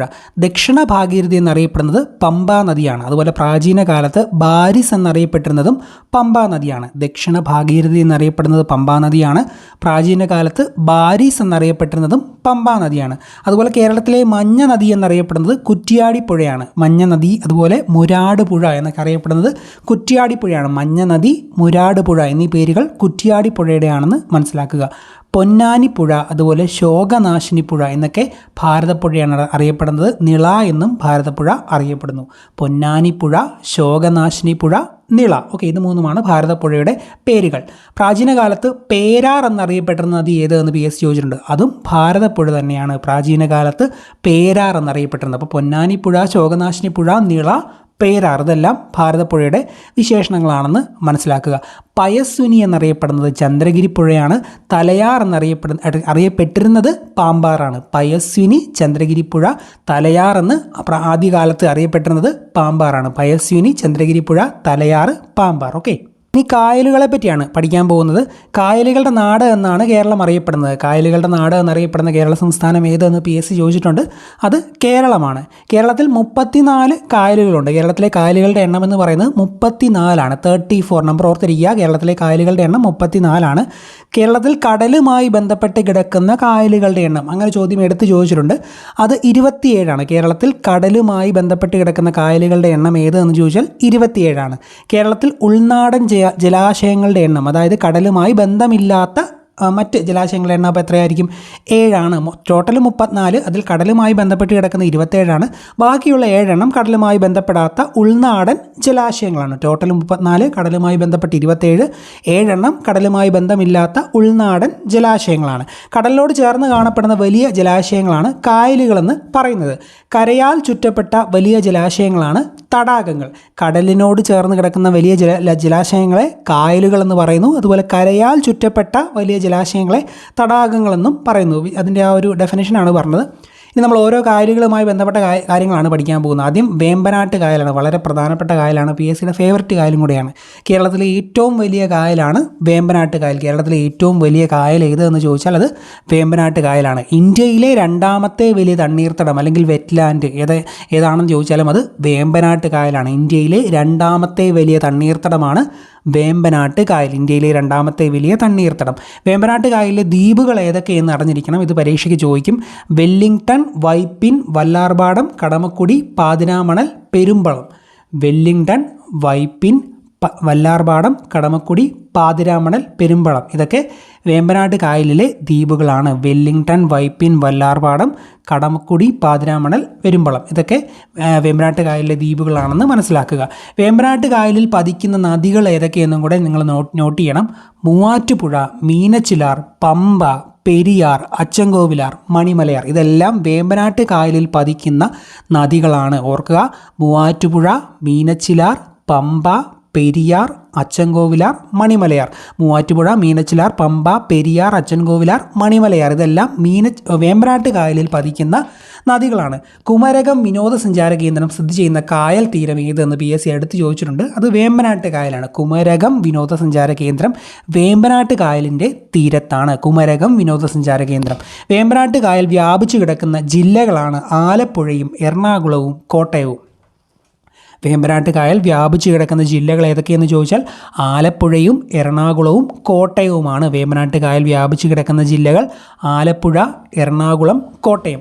കൊച്ചി തുറമുഖം സ്ഥിതി ചെയ്യുന്നത് വേമ്പനാട്ട് കായലിലാണ്. കൊച്ചി തുറമുഖം എവിടെയാണ് സ്ഥിതി ചെയ്യുന്നതെന്ന് ചോദിച്ചാൽ വേമ്പനാട്ട് കായലിലാണ്. ഇന്ത്യയിലെ ഏറ്റവും വലിയ തടാക തുറമുഖമാണ് കൊച്ചി.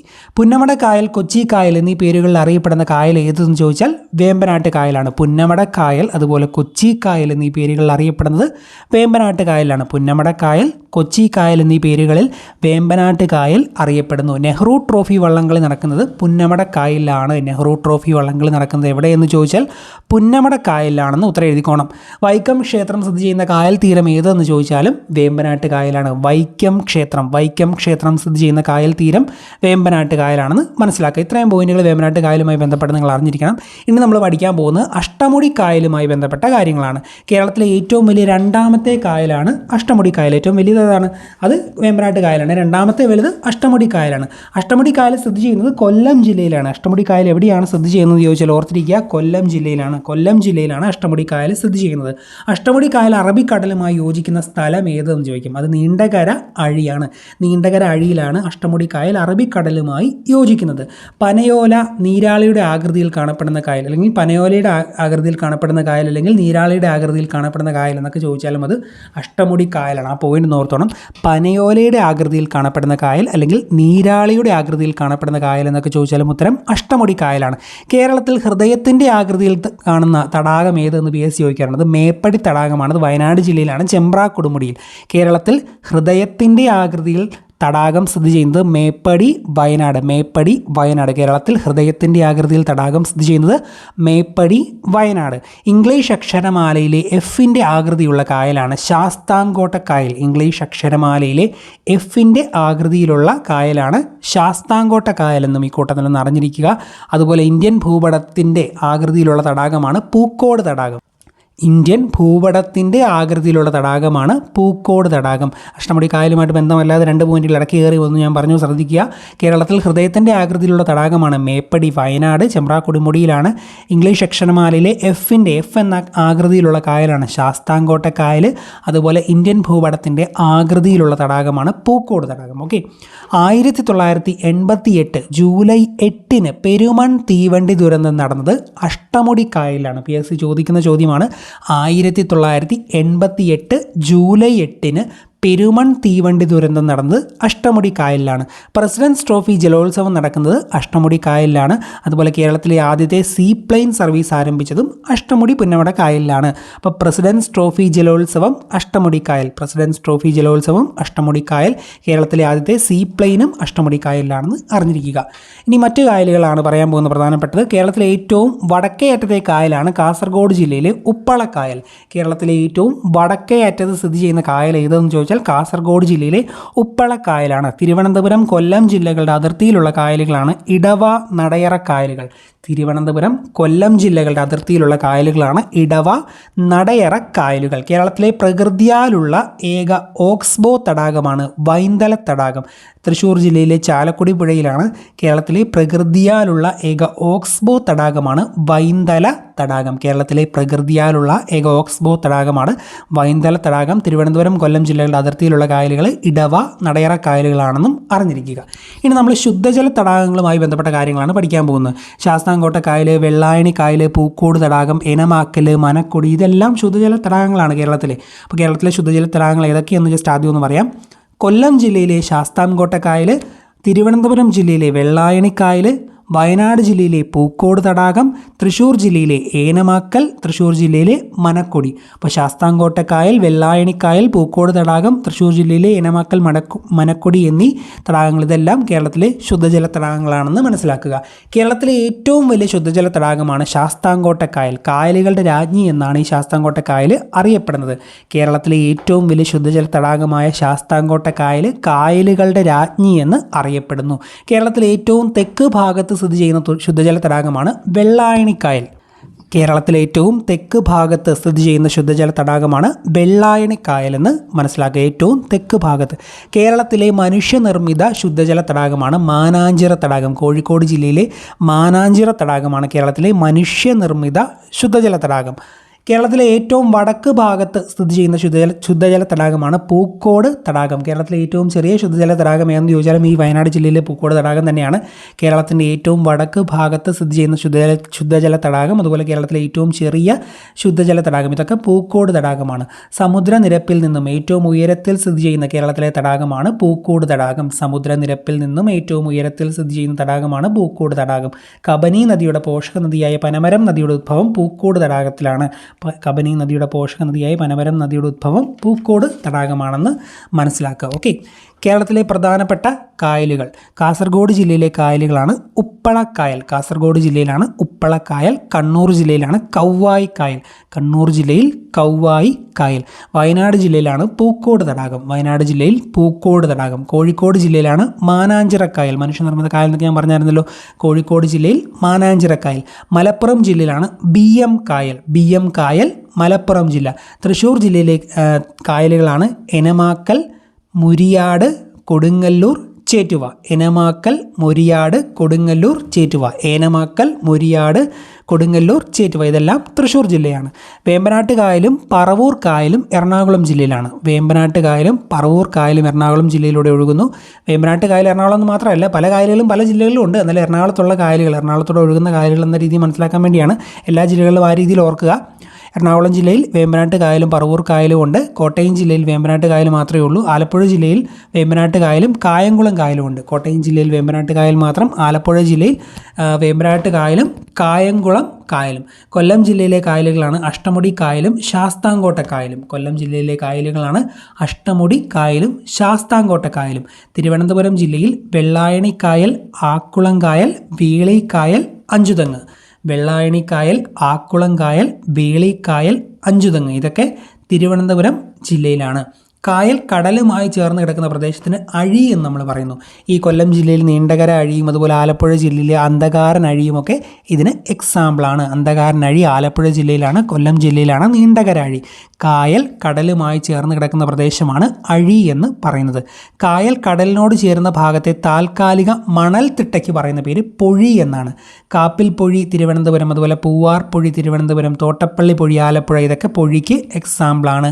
തിരുവനന്തപുരം ജില്ലയിലെ കാപ്പിൽ പൊഴി, തിരുവനന്തപുരം ജില്ലയിലെ പൂവാർ പൊഴി, ആലപ്പുഴ ജില്ലയിലെ തോട്ടപ്പള്ളി പൊഴി ഇതൊക്കെ പൊഴിക്ക് എക്സാമ്പിളാണ്. കായൽ കടലിനോട് ചേർന്ന ഭാഗത്തെ താൽക്കാലിക മണൽത്തിട്ടയാണ് പൊഴി എന്ന് പറയുന്നത്. ഓക്കെ. തണ്ണീർത്തടങ്ങളെ സംരക്ഷിക്കുകയും സുസ്ഥിരമായി ഉപയോഗപ്പെടുത്തുകയും ചെയ്യുന്നത് സംബന്ധിച്ച അന്താരാഷ്ട്ര കരാറാണ് റാംസർ കൺവെൻഷൻ. 1971 ഫെബ്രുവരി 2 ഇതിൻ്റെ ഒപ്പുവെച്ച ദിവസം. തണ്ണീർത്തടങ്ങളെ സംരക്ഷിക്കുകയും സുസ്ഥിരമായി ഉപയോഗപ്പെടുത്തുകയും ചെയ്യുന്നത് സംബന്ധിച്ച അന്താരാഷ്ട്ര കരാറാണ് റാംസർ കൺവെൻഷൻ. ലോക തണ്ണീർത്തട ദിനം ഫെബ്രുവരി 2. ലോക തണ്ണീർത്തട ദിനം ഫെബ്രുവരി 2. കേരളത്തിൽ നിന്നും റാംസർ പട്ടികയിൽ ഉൾപ്പെട്ട കായലുകളാണ് അഷ്ടമുടി, ശാസ്താംകോട്ട, വേമ്പനാട്.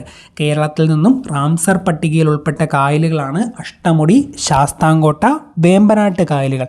കേരളത്തിലെ ഏറ്റവും വലിയ റാംസർ സൈറ്റ് വേമ്പനാട്ട് കായലാണ്. കേരളത്തിലെ ഏറ്റവും വലിയ റാംസർ സൈറ്റ് വേമ്പനാട്ട് കായലാണെന്നും മനസ്സിലാക്കുക. ഇനി ഓരോ ജില്ലയിലും സ്ഥിതി ചെയ്യുന്ന വെള്ളച്ചാട്ടങ്ങളുടെ പേരുകൾ ഞാനൊന്ന് പറയാം. ഇത് നിങ്ങൾ റിപ്പീറ്റഡ് ആയിട്ട് ഞാൻ ചില ടോപ്പിക്കുകൾ പറയുന്ന പോലെ ഓരോ ദിവസം ഡെയിലി ഒന്ന് 5 മിനിറ്റ് വെച്ച് റിവൈസ് ചെയ്ത് പോവുക. ഏതൊക്കെ വെള്ളച്ചാട്ടം ഏതൊക്കെ ജില്ലകളിലാണ് എന്ന് പരീക്ഷയ്ക്ക് നമ്മൾ കയറുന്നതിന് മുമ്പ് പക്കായിട്ട് സെറ്റാക്കി വെച്ചിരിക്കണം. ഇത് BSc ചോദിക്കുന്ന ഒരു സംഭവമാണ്. വലിയ കാര്യങ്ങളൊന്നുമില്ല. ഒരു വെള്ളച്ചാട്ടം കേട്ടതിൽ ഏത് ജില്ലയാണെന്ന് ഏത് സ്ഥലമാണെന്ന് ഓർക്കാൻ പറ്റണം. തിരുവനന്തപുരം ജില്ലയിലെ വെള്ളച്ചാട്ടങ്ങളാണ് കൊമ്പൈക്കാണി, മങ്കയം, വാഴ്വന്തോൾ, കാലക്കയം, മീൻമുട്ടി. കൊമ്പൈക്കാണി, മങ്കയം, വാഴ്വാന്തോൾ, കാലക്കയം, മീൻമുട്ടി ഇതൊക്കെ തിരുവനന്തപുരം ജില്ലയിലാണ്. കൊല്ലം ജില്ലയിലാണ് പാലരുവി, കുംഭവുരുട്ടി, മണലാർ. പാലരുവിയും കുംഭവുരുട്ടിയും മണലാറും കൊല്ലം ജില്ലയിലാണ്. പാലരുവി, കുംഭവുരുട്ടി, മണലാർ മൂന്നും കൊല്ലം ജില്ല. പത്തനംതിട്ട ജില്ലയിലാണ് പെരുന്തേനരുവി, അരുവിക്കുഴി, മാടത്തരുവി. പെരുന്തേനരുവി, അരുവിക്കുഴി, മാടത്തരുവി ഇതെല്ലാം പത്തനംതിട്ട ജില്ലയിലാണ്.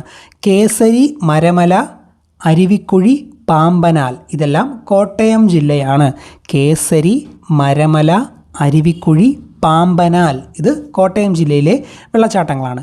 ഇടുക്കിയിലെ വെള്ളച്ചാട്ടങ്ങളാണ് ചിയാപ്പാറ, തൂവാനം, കുത്തുങ്കൽ, ലക്കം, തൊമ്മൻകുത്ത്, വളറ, കീഴാർകുത്ത്, ആറ്റുകാൽ, അതുപോലെ അഞ്ചുരുളി, ചിന്നക്കനാൽ, പെരിയക്കനാൽ, ന്യായംകാട്. ഒന്നുകൂടെ പറയാം. ഇടുക്കി ജില്ലയിലെ വെള്ളച്ചാട്ടങ്ങളാണ് ചിയാപ്പാറ, തൂവാനം, കുത്തുങ്കൽ, ലക്കം, തൊമ്മൻകുത്ത്, വളറ, കീഴാർകുത്ത്, ആറ്റുകാൽ, അഞ്ചുരുളി, ചിന്നക്കനാൽ, പെരിയക്കനാൽ, ന്യായംകാട് ഇതൊക്കെ ഇടുക്കി ജില്ലയിലെ വെള്ളച്ചാട്ടങ്ങളാണ്. എറണാകുളം ജില്ലയിലാണ് മൂലംകുഴി, അതുപോലെ പൈനേലി പോരു. പൈനേലി പോരും മൂലംകുഴിയും എറണാകുളം ജില്ലയിലാണ്. തൃശ്ശൂർ ജില്ലയിലെ വെള്ളച്ചാട്ടങ്ങളാണ് ആതിരപ്പള്ളി, വാഴച്ചാൽ, പെരിങ്ങൽകുത്ത്, ഇലഞ്ഞിപ്പാറ, ചപ്ര. തൃശ്ശൂർ ജില്ലയിലെയാണ് ആതിരപ്പള്ളി, വാഴച്ചാൽ, പെരിങ്ങൽകുത്ത്, ഇലഞ്ഞിപ്പാറ, ചപ്ര. പാലക്കാട് ജില്ലയിലാണ് മീൻവല്ലം, പാത്രക്കടവ്, ധോണി, സീതാർകുണ്ട്, ശിരുവാണി. മീൻവല്ലം, പാത്രക്കടവ്, ധോണി, സീതാർകുണ്ട്, ശിരുവാണി ഇതൊക്കെ പാലക്കാട് ജില്ലയിലാണ്. മലപ്പുറം ജില്ലയിലാണ് ആഠ്യൻപാറ, കോഴിപ്പാറ, പള്ളിപ്പാടം, കേരളാംകുണ്ട്. ആഠ്യൻപാറ, കോഴിപ്പാറ, പള്ളിപ്പാടം, കേരളാംകുണ്ട് ഇതെല്ലാം മലപ്പുറം ജില്ലയിലാണ്. കോഴിക്കോട് ജില്ലയിലാണ് തുഷാരഗിരി, വെള്ളാരിമല, അരിപ്പാറ, ഊരക്കുഴി. തുഷാരഗിരി, വെള്ളാരിമല, അരിപ്പാറ, ഊരക്കുഴി ഇതെല്ലാം കോഴിക്കോട് ജില്ലയിലാണ്. ചെതലയം, സൂചിപ്പാറ, കാന്തൻപാറ, മീൻമുട്ടി വയനാട് ജില്ലയിലെ വെള്ളച്ചാട്ടങ്ങളാണ്. ചെതലയം, സൂചിപ്പാറ, കാന്തൻപാറ, മീൻമുട്ടി വയനാട് ജില്ലയിലെ വെള്ളച്ചാട്ടങ്ങൾ. കണ്ണൂർ ജില്ലയിലെ വെള്ളച്ചാട്ടങ്ങളാണ് അളകാപുരി, പാൽച്ചുരം, കുടിയൻമല, മീൻമുട്ടി. അളകാപുരി, പാൽച്ചുരം, കുടിയൻമല, മീൻമുട്ടി ഇതെല്ലാം കണ്ണൂർ ജില്ലയിലാണ്. കാസർഗോഡ് ജില്ലയിലാണ് തേൻവാരിക്കല്ല്, പാലക്കോളി. തേൻവാരിക്കല്ലും പാലക്കോളിയും കാസർഗോഡ് ജില്ലയിലാണെന്നും മനസ്സിലാക്കുക. തിരുവനന്തപുരം, വയനാട്, കണ്ണൂർ എന്നീ ജില്ലകളിൽ മീൻമുട്ടി എന്ന പേരിൽ അറിയപ്പെടുന്ന വെള്ളച്ചാട്ടമുണ്ട് എന്നും അക്കൂട്ടത്തിൽ ഓർത്തിരിക്കുക. തിരുവനന്തപുരം, വയനാട്, കണ്ണൂർ എന്നീ ജില്ലകളിൽ മീൻമുട്ടി എന്ന പേരിൽ അറിയപ്പെടുന്ന വെള്ളച്ചാട്ടമുണ്ട്. മീൻമുട്ടി എവിടെയാണെന്ന് ചോദിച്ചാൽ ഓപ്ഷനിൽ തിരുവനന്തപുരം, വയനാടോ കണ്ണൂരോ ഉണ്ടോ എന്ന് നോക്കിയാൽ മതി. പത്തനംതിട്ടയിലും കോട്ടയത്തും അരുവിക്കുഴി എന്ന പേരിൽ വെള്ളച്ചാട്ടമുണ്ട്. പത്തനംതിട്ടയിലും കോട്ടയത്തും അരുവിക്കുഴി എന്ന പേരിൽ വെള്ളച്ചാട്ടമുണ്ട് എന്നും മനസ്സിലാക്കുക. ഓക്കെ, ജലവൈദ്യുത പദ്ധതികളെ പറ്റിയാണ് ഇനി പഠിക്കാൻ പോകുന്നത്. കേരളത്തിൽ ഏറ്റവും കൂടുതൽ ഉൽപ്പാദിപ്പിക്കുന്ന വൈദ്യുതി എന്ന് പറയുന്നത് ജലവൈദ്യുതിയാണ്. ഹൈഡ്രോ ഇലക്ട്രിസിറ്റിയാണ് കേരളത്തിൽ ഏറ്റവും കൂടുതൽ ഉൽപ്പാദിപ്പിക്കുന്നത്. KSEB സ്ഥാപിതമായ ഡേറ്റ് ഒന്ന് ഓർത്തിരിക്കണം, 1957 മാർച്ച് 31. വർഷം എന്തായാലും മറന്നു പോകരുത്. 1957 ആണ് വർഷം. 1957 മാർച്ച് 31 KSEB സ്ഥാപിതമായത്. KSEBയുടെ ആപ്തവാക്യം എന്ന് പറയുന്നത് കേരളത്തിൻ്റെ ഊർജ്ജം എന്നതാണ്. കേരളത്തിൻ്റെ ഊർജ്ജം എന്നതാണ് KSEBയുടെ ആപ്തവാക്യം. സംസ്ഥാനത്ത് മികച്ച രീതിയിൽ ഈസ് ഓഫ് ഡൂയിങ് ബിസിനസ് നടപ്പാക്കിയ സർക്കാർ സ്ഥാപനങ്ങളെ കണ്ടെത്താൻ Kerala state industrial development corporation നടത്തിയ സർവേയിൽ ഒന്നാമതെത്തിയ സർക്കാർ സ്ഥാപനം ഏതെന്ന് ചോദിച്ചാൽ അത് KSEB ആണ്. സംസ്ഥാനത്ത് മികച്ച രീതിയിൽ ഈസ് ഓഫ് ഡൂയിങ് ബിസിനസ് നടപ്പാക്കിയ സർക്കാർ സ്ഥാപനങ്ങളെ കണ്ടെത്താൻ കേരള ഇൻഡസ്ട്രിയൽ ഡെവലപ്മെൻറ്റ് കോർപ്പറേഷൻ നടത്തിയ സർവേയിൽ ഒന്നാമതെത്തിയത് KSEB ആണ്. KSEB ഇലക്ട്രിസിറ്റി നേരിട്ട് വിതരണം ചെയ്യാത്ത കേരളത്തിലെ ഏക കോർപ്പറേഷൻ ഏതെന്ന് PSC ചോദിക്കാം. അത് തൃശ്ശൂർ കോർപ്പറേഷനാണ്. KSEB ഇലക്ട്രിസിറ്റി നേരിട്ട് വിതരണം ചെയ്യാത്ത കേരളത്തിലെ ഏക കോർപ്പറേഷൻ തൃശ്ശൂർ കോർപ്പറേഷൻ. ഏറ്റവും കൂടുതൽ ജലവൈദ്യുത പദ്ധതികളുള്ള കേരളത്തിലെ ജില്ല ഇടുക്കി ജില്ല. കേരളത്തിൽ വൈദ്യുതി ഉൽപ്പാദനത്തിൽ ഒന്നാം സ്ഥാനത്ത് നിൽക്കുന്ന ജില്ലയും ഇടുക്കി ജില്ലയാണ്. അതുപോലെ കേരളത്തിൻ്റെ പവർ ഹൗസ് എന്നറിയപ്പെടുന്ന ജില്ലയും ഇടുക്കി ജില്ലയാണ്. 3 പോയിന്റുകൾ പറഞ്ഞു.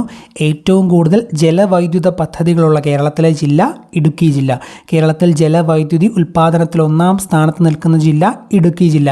കേരളത്തിൻ്റെ പവർ ഹൗസ് എന്നറിയപ്പെടുന്നതും ഇടുക്കി ജില്ലയാണ്. ഏറ്റവും കൂടുതൽ ജലവൈദ്യുത പദ്ധതികളുള്ള ജില്ല, കേരളത്തിൻ്റെ ജലവൈദ്യുതി ഉൽപ്പാദനത്തിൽ ഒന്നാം സ്ഥാനത്ത് നിൽക്കുന്ന ജില്ല, കേരളത്തിൻ്റെ പവർ ഹൗസ്, ഇതെല്ലാം ഇടുക്കി ജില്ലയാണെന്ന് മനസ്സിലാക്കുക. കേരളത്തിൽ ഏറ്റവും കൂടുതൽ ജലവൈദ്യുത പദ്ധതികൾ സ്ഥിതി ചെയ്യുന്ന നദി ഏതെന്ന് ചോദിച്ചാൽ അത് പെരിയാർ നദിയാണ്. കേരളത്തിലെ ഏറ്റവും കൂടുതൽ ജലവൈദ്യുത പദ്ധതികൾ സ്ഥിതി ചെയ്യുന്ന നദി പെരിയാർ നദി. കേരളത്തിൽ ആദ്യമായി വൈദ്യുതീകരിച്ച നഗരം തിരുവനന്തപുരമാണ്. വർഷം 1929. കേരളത്തിൽ ആദ്യമായി വൈദ്യുതീകരിച്ച നഗരം തിരുവനന്തപുരം 1929. കേരളത്തിൽ പൂർണ്ണമായും വൈദ്യുതീകരിച്ച ആദ്യ ജില്ല പാലക്കാടാണ്. കേരളത്തിൽ പൂർണ്ണമായും വൈദ്യുതീകരിച്ച ആദ്യ ജില്ല പാലക്കാട്. പാലക്കാട് ജില്ലയെ സമ്പൂർണ്ണ വൈദ്യുതീകരിക്കപ്പെട്ട ജില്ലയായി പ്രഖ്യാപിച്ചത് 2010 2010 ഫെബ്രുവരി 16. പാലക്കാട് ജില്ലയെ സമ്പൂർണ്ണ വൈദ്യുതീകരിക്കപ്പെട്ട ജില്ലയായി പ്രഖ്യാപിച്ച വർഷം 2010. കേരളത്തിലെ ആദ്യ കോൺക്രീറ്റ് ഡാം മാട്ടുപ്പെട്ടിയാണ്. കേരളത്തിലെ ആദ്യത്തെ കോൺക്രീറ്റ് ഡാം ഏതെന്ന് ചോദിച്ചാൽ മാട്ടുപ്പെട്ടി. അതുപോലെ കേരളത്തിലെ ഏറ്റവും വലിയ ഗ്രാവിറ്റി ഡാമാണ് ചെറുതോണി. കേരളത്തിലെ ഏറ്റവും വലിയ ഗ്രാവിറ്റി ഡാം ചെറുതോണി. കേരളത്തിലെ 2000 മെഗാവാട്ട് ശേഷിയുള്ള ഏറ്റവും വലിയ പവർ സ്റ്റേഷൻ നിലവിൽ വരുന്നത് തൃശ്ശൂർ ജില്ലയിലെ മണക്കത്തറയിലാണ്. കേരളത്തിൽ 2000 മെഗാവാട്ട് ശേഷിയുള്ള ഏറ്റവും വലിയ പവർ സ്റ്റേഷൻ നിലവിൽ വരുന്നത് മടക്കത്തറ, തൃശ്ശൂർ.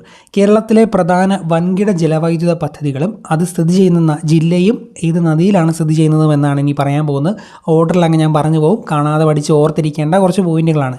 ഇടുക്കി അണക്കെട്ട് പെരിയാർ നദിയിലാണ് ഇടുക്കി ജില്ല. ഇടുക്കി, പെരിയാർ, ഇടുക്കി. ശബരിഗിരി അണക്കെട്ട് പമ്പാ നദിയിലാണ് പത്തനംതിട്ട ജില്ല. അതുപോലെ കക്കാട് അണക്കെട്ടും പമ്പാ നദിയിലാണ് പത്തനംതിട്ട ജില്ലയിൽ. അപ്പോൾ പത്തനംതിട്ട ജില്ലയിലെ 2 അണക്കെട്ടുകളാണ് ശബരിഗിരിയും കക്കാടും. ശബരിഗിരിയും കക്കാടും പത്തനംതിട്ട ജില്ലയിൽ, 2ഉം പമ്പാ നദിയിൽ. പള്ളിവാസൽ ഇടുക്കി. പള്ളിവാസൽ, ചെങ്കുളം, പന്നിയാർ, മാട്ടുപ്പെട്ടി, കുത്തുങ്കൽ, നേര്യമംഗലം ഇതെല്ലാം ഇടുക്കി ജില്ലയിലെ അണക്കെട്ടുകളാണ്. എന്നോട് പറയാം: പള്ളിവാസൽ, ചെങ്കുളം, പന്നിയാർ, മാട്ടുപ്പെട്ടി, കുത്തുങ്കൽ, നേരിയമംഗലം. അതുപോലെ ലോവർ പെരിയാറും ഇടുക്കി ജില്ലയിലാണ്. പള്ളിവാസൽ, ചെങ്കുളം, പന്നിയാർ, മാട്ടുപ്പെട്ടി, കുത്തുങ്കൽ, നേരിയമംഗലം, കൂട്ടത്തിൽ ലോവർ പെരിയാറും ഇത്രയും അണക്കെട്ടുകൾ ഇടുക്കി ജില്ലയിലാണ്. പള്ളിവാസൽ, ചെങ്കുളം ഈ രണ്ടണക്കെട്ടും മുതിരപ്പുഴയിലാണ്. അതുപോലെ പന്നിയാർ നദിയിലാണ്. മാട്ടുപ്പെട്ടി പെരിയാർ നദിയിലാണ്. കുത്തുങ്കൽ പന്നിയാർ നദിയിലാണ്. നേരിയമംഗലം മുതിരപ്പുഴയിലാണ്. ലോവർ പെരിയാർ ഇതിലായിരിക്കും? പെരിയാറിലാണ്. പള്ളിവാസലും ചെങ്കുളവും മുതിരപ്പുഴയിലാണ്. പന്നിയാറിൽ തന്നെ. മാട്ടുപ്പെട്ടി പെരിയാർ നദിയിലാണ്. കുത്തുങ്കൽ പന്നിയാർ നദിയിലാണ്. നേരിയമംഗലം മുതിരപ്പുഴയിലാണ്. ലോവർ പെരിയാർ പെരിയാർ നദിയിൽ. ഇടമലയാർ അണക്കെട്ട് സ്ഥിതി ചെയ്യുന്നത് ഇടമലയാറിലാണ്. അതുപോലെ എറണാകുളം ജില്ലയിലാണ്. ഇടമലയാർ അണക്കെട്ട് എറണാകുളം ജില്ലയിൽ ഇടമലയാർ നദിയിൽ.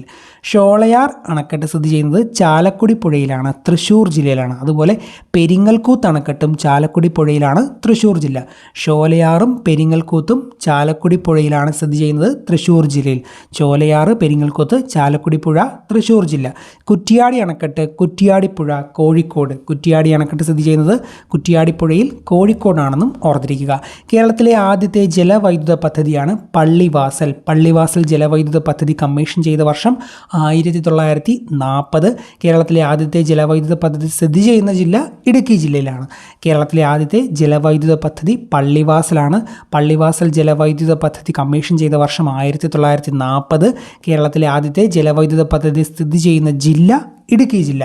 പള്ളിവാസലിൽ സ്വകാര്യ ആവശ്യത്തിനായി ജലവൈദ്യുത പദ്ധതി ആരംഭിച്ച കമ്പനിയാണ് കണ്ണൻ ദേവൻ കമ്പനി. വർഷം 1900.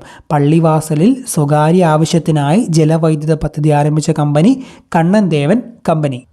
പള്ളിവാസൽ പദ്ധതി സ്ഥിതി ചെയ്യുന്നത് പെരിയാറിൻ്റെ കൈവഴിയായ മുതിരപ്പുഴയിലാണ്. എവിടെയാണ് പള്ളിവാസൽ സ്ഥിതി ചെയ്യുന്നതെന്ന് ചോദിച്ചാൽ പെരിയാറിൻ്റെ കൈവഴിയായ മുതിരപ്പുഴയിലാണ് പള്ളിവാസൽ പദ്ധതി സ്ഥിതി ചെയ്യുന്നത്. പള്ളിവാസൽ ജലവൈദ്യുത പദ്ധതി സ്ഥാപിച്ചത് ആരുടെ ഭരണകാലത്താണ്? ശ്രീ ചിത്തിര തിരുനാൾ ബാലരാമവർമ്മയുടെ ഭരണകാലത്താണ് പള്ളിവാസൽ ജലവൈദ്യുത പദ്ധതി സ്ഥാപിച്ചത്. കേരളത്തിലെ രണ്ടാമത്തെ ജലവൈദ്യുത പദ്ധതിയാണ് ചെങ്കുളം. വർഷം 1954. കേരളത്തിലെ രണ്ടാമത്തെ ജലവൈദ്യുത പദ്ധതി ചെങ്കുളമാണ്. വർഷം 1954. പള്ളിവാസൽ പദ്ധതിയിൽ നിന്ന് ഉപയോഗം കഴിഞ്ഞ് പുറത്തേക്ക് ഒഴുകുന്ന വെള്ളവും മുതിരപ്പുഴയിലെ വെള്ളവും ഉപയോഗിച്ച് വൈദ്യുതി ഉൽപ്പാദിപ്പിക്കുന്നത് ചെങ്കുളം ജലവൈദ്യുത പദ്ധതിയിലാണെന്ന് ഓർത്തിരിക്കുക. പ്രധാനപ്പെട്ട പോയിന്റാണ്. പള്ളിവാസൽ പദ്ധതിയിൽ നിന്ന് ഉപയോഗം കഴിഞ്ഞ് പുറത്തേക്ക് ഒഴുകുന്ന വെള്ളവും മുതിരപ്പുഴയിലെ വെള്ളവും ഉപയോഗിച്ച് വൈദ്യുതി ഉൽപ്പാദിപ്പിക്കുന്നത് എവിടെയെന്ന് ചോദിച്ചാൽ ചെങ്കുളം ജലവൈദ്യുത പദ്ധതിയിൽ. ചെങ്കുളം പദ്ധതി സ്ഥിതി ചെയ്യുന്നത് മുതിരപ്പുഴയിലാണ്. പെരിയാറിൻ്റെ പോഷക നദിയായ മുതിരപ്പുഴയിലാണ് ചെങ്കുളം പദ്ധതി സ്ഥിതി ചെയ്യുന്നത്. ഇടുക്കി ജലവൈദ്യുത പദ്ധതി നിർമ്മാണത്തിന് ഇന്ത്യയെ സഹായിച്ച രാജ്യം ഏതെന്ന് PSC ചോദിക്കാം. അത് കാനഡയാണ്. ഇടുക്കി ജലവൈദ്യുത പദ്ധതിയുടെ നിർമ്മാണത്തിന് ഇന്ത്യയെ സഹായിച്ച രാജ്യം കാനഡ. കേരളത്തിലെ ഏറ്റവും വലിയ ജലവൈദ്യുത പദ്ധതി ഏതെന്ന് ചോദിച്ചാലും ഇടുക്കി ജലവൈദ്യുത പദ്ധതിയാണ്. 1975 ഒക്ടോബർ 4 സ്ഥാപിതമായത്. കേരളത്തിലെ ഏറ്റവും വലിയ ജലവൈദ്യുത പദ്ധതി ഇടുക്കി ജലവൈദ്യുത പദ്ധതി സ്ഥാപിതമായത് 1975 ഒക്ടോബർ 4. ഇടുക്കി ജലവൈദ്യുത പദ്ധതിയിൽ ഉൾപ്പെട്ട അണക്കെട്ടുകളാണ് ഇടുക്കി, ചെറുതോണി, കുളമാവ്. ഇടുക്കി ജലവൈദ്യുത പദ്ധതിയിൽ ഉൾപ്പെട്ട അണക്കെട്ടുകളാണ് ഇടുക്കി, ചെറുതോണി, കുളമാവ്. കേരളത്തിലെ ഏറ്റവും വലിയ ജലവൈദ്യുത പദ്ധതിയാണ് ഇടുക്കി ജലവൈദ്യുത പദ്ധതി. ഇടുക്കി ഡാമിൽ നിന്ന് വൈദ്യുതി ഉൽപ്പാദിപ്പിക്കാൻ തുടങ്ങിയ വർഷം 1975 ഒക്ടോബർ 4. ഇടുക്കി ഡാമിൽ നിന്ന് വൈദ്യുതി ഉൽപ്പാദിപ്പിക്കാൻ തുടങ്ങിയ വർഷം 1975 ഒക്ടോബർ 4. ഇടുക്കി ജലവൈദ്യുത പദ്ധതിയുടെ സ്ഥാപിത ഉൽപ്പാദന ശേഷി 780 മെഗാവാട്ടാണ്. ഇടുക്കി ജലവൈദ്യുത പദ്ധതിയുടെ സ്ഥാപിത ഉൽപ്പാദന ശേഷി 780 മെഗാവാട്ട്. ഇടുക്കി ജലവൈദ്യുത പദ്ധതിയുടെ പവർ സ്റ്റേഷൻ സ്ഥിതി ചെയ്യുന്നത് മൂലമറ്റത്താണ്. ഇടുക്കി ജലവൈദ്യുത പദ്ധതിയുടെ പവർ സ്റ്റേഷൻ സ്ഥിതി ചെയ്യുന്നത് മൂലമറ്റത്താണെന്നും ഓർക്കുക. കേരളത്തിലെ ഏറ്റവും ഉയരം കൂടിയ അണക്കെട്ടാണ് ഇടുക്കി. ഓർക്കുക, കേരളത്തിലെ ഏറ്റവും ഉയരം കൂടിയ അണക്കെട്ട് ഏതെന്ന് ചോദിച്ചാൽ അത് ഇടുക്കിയാണ്.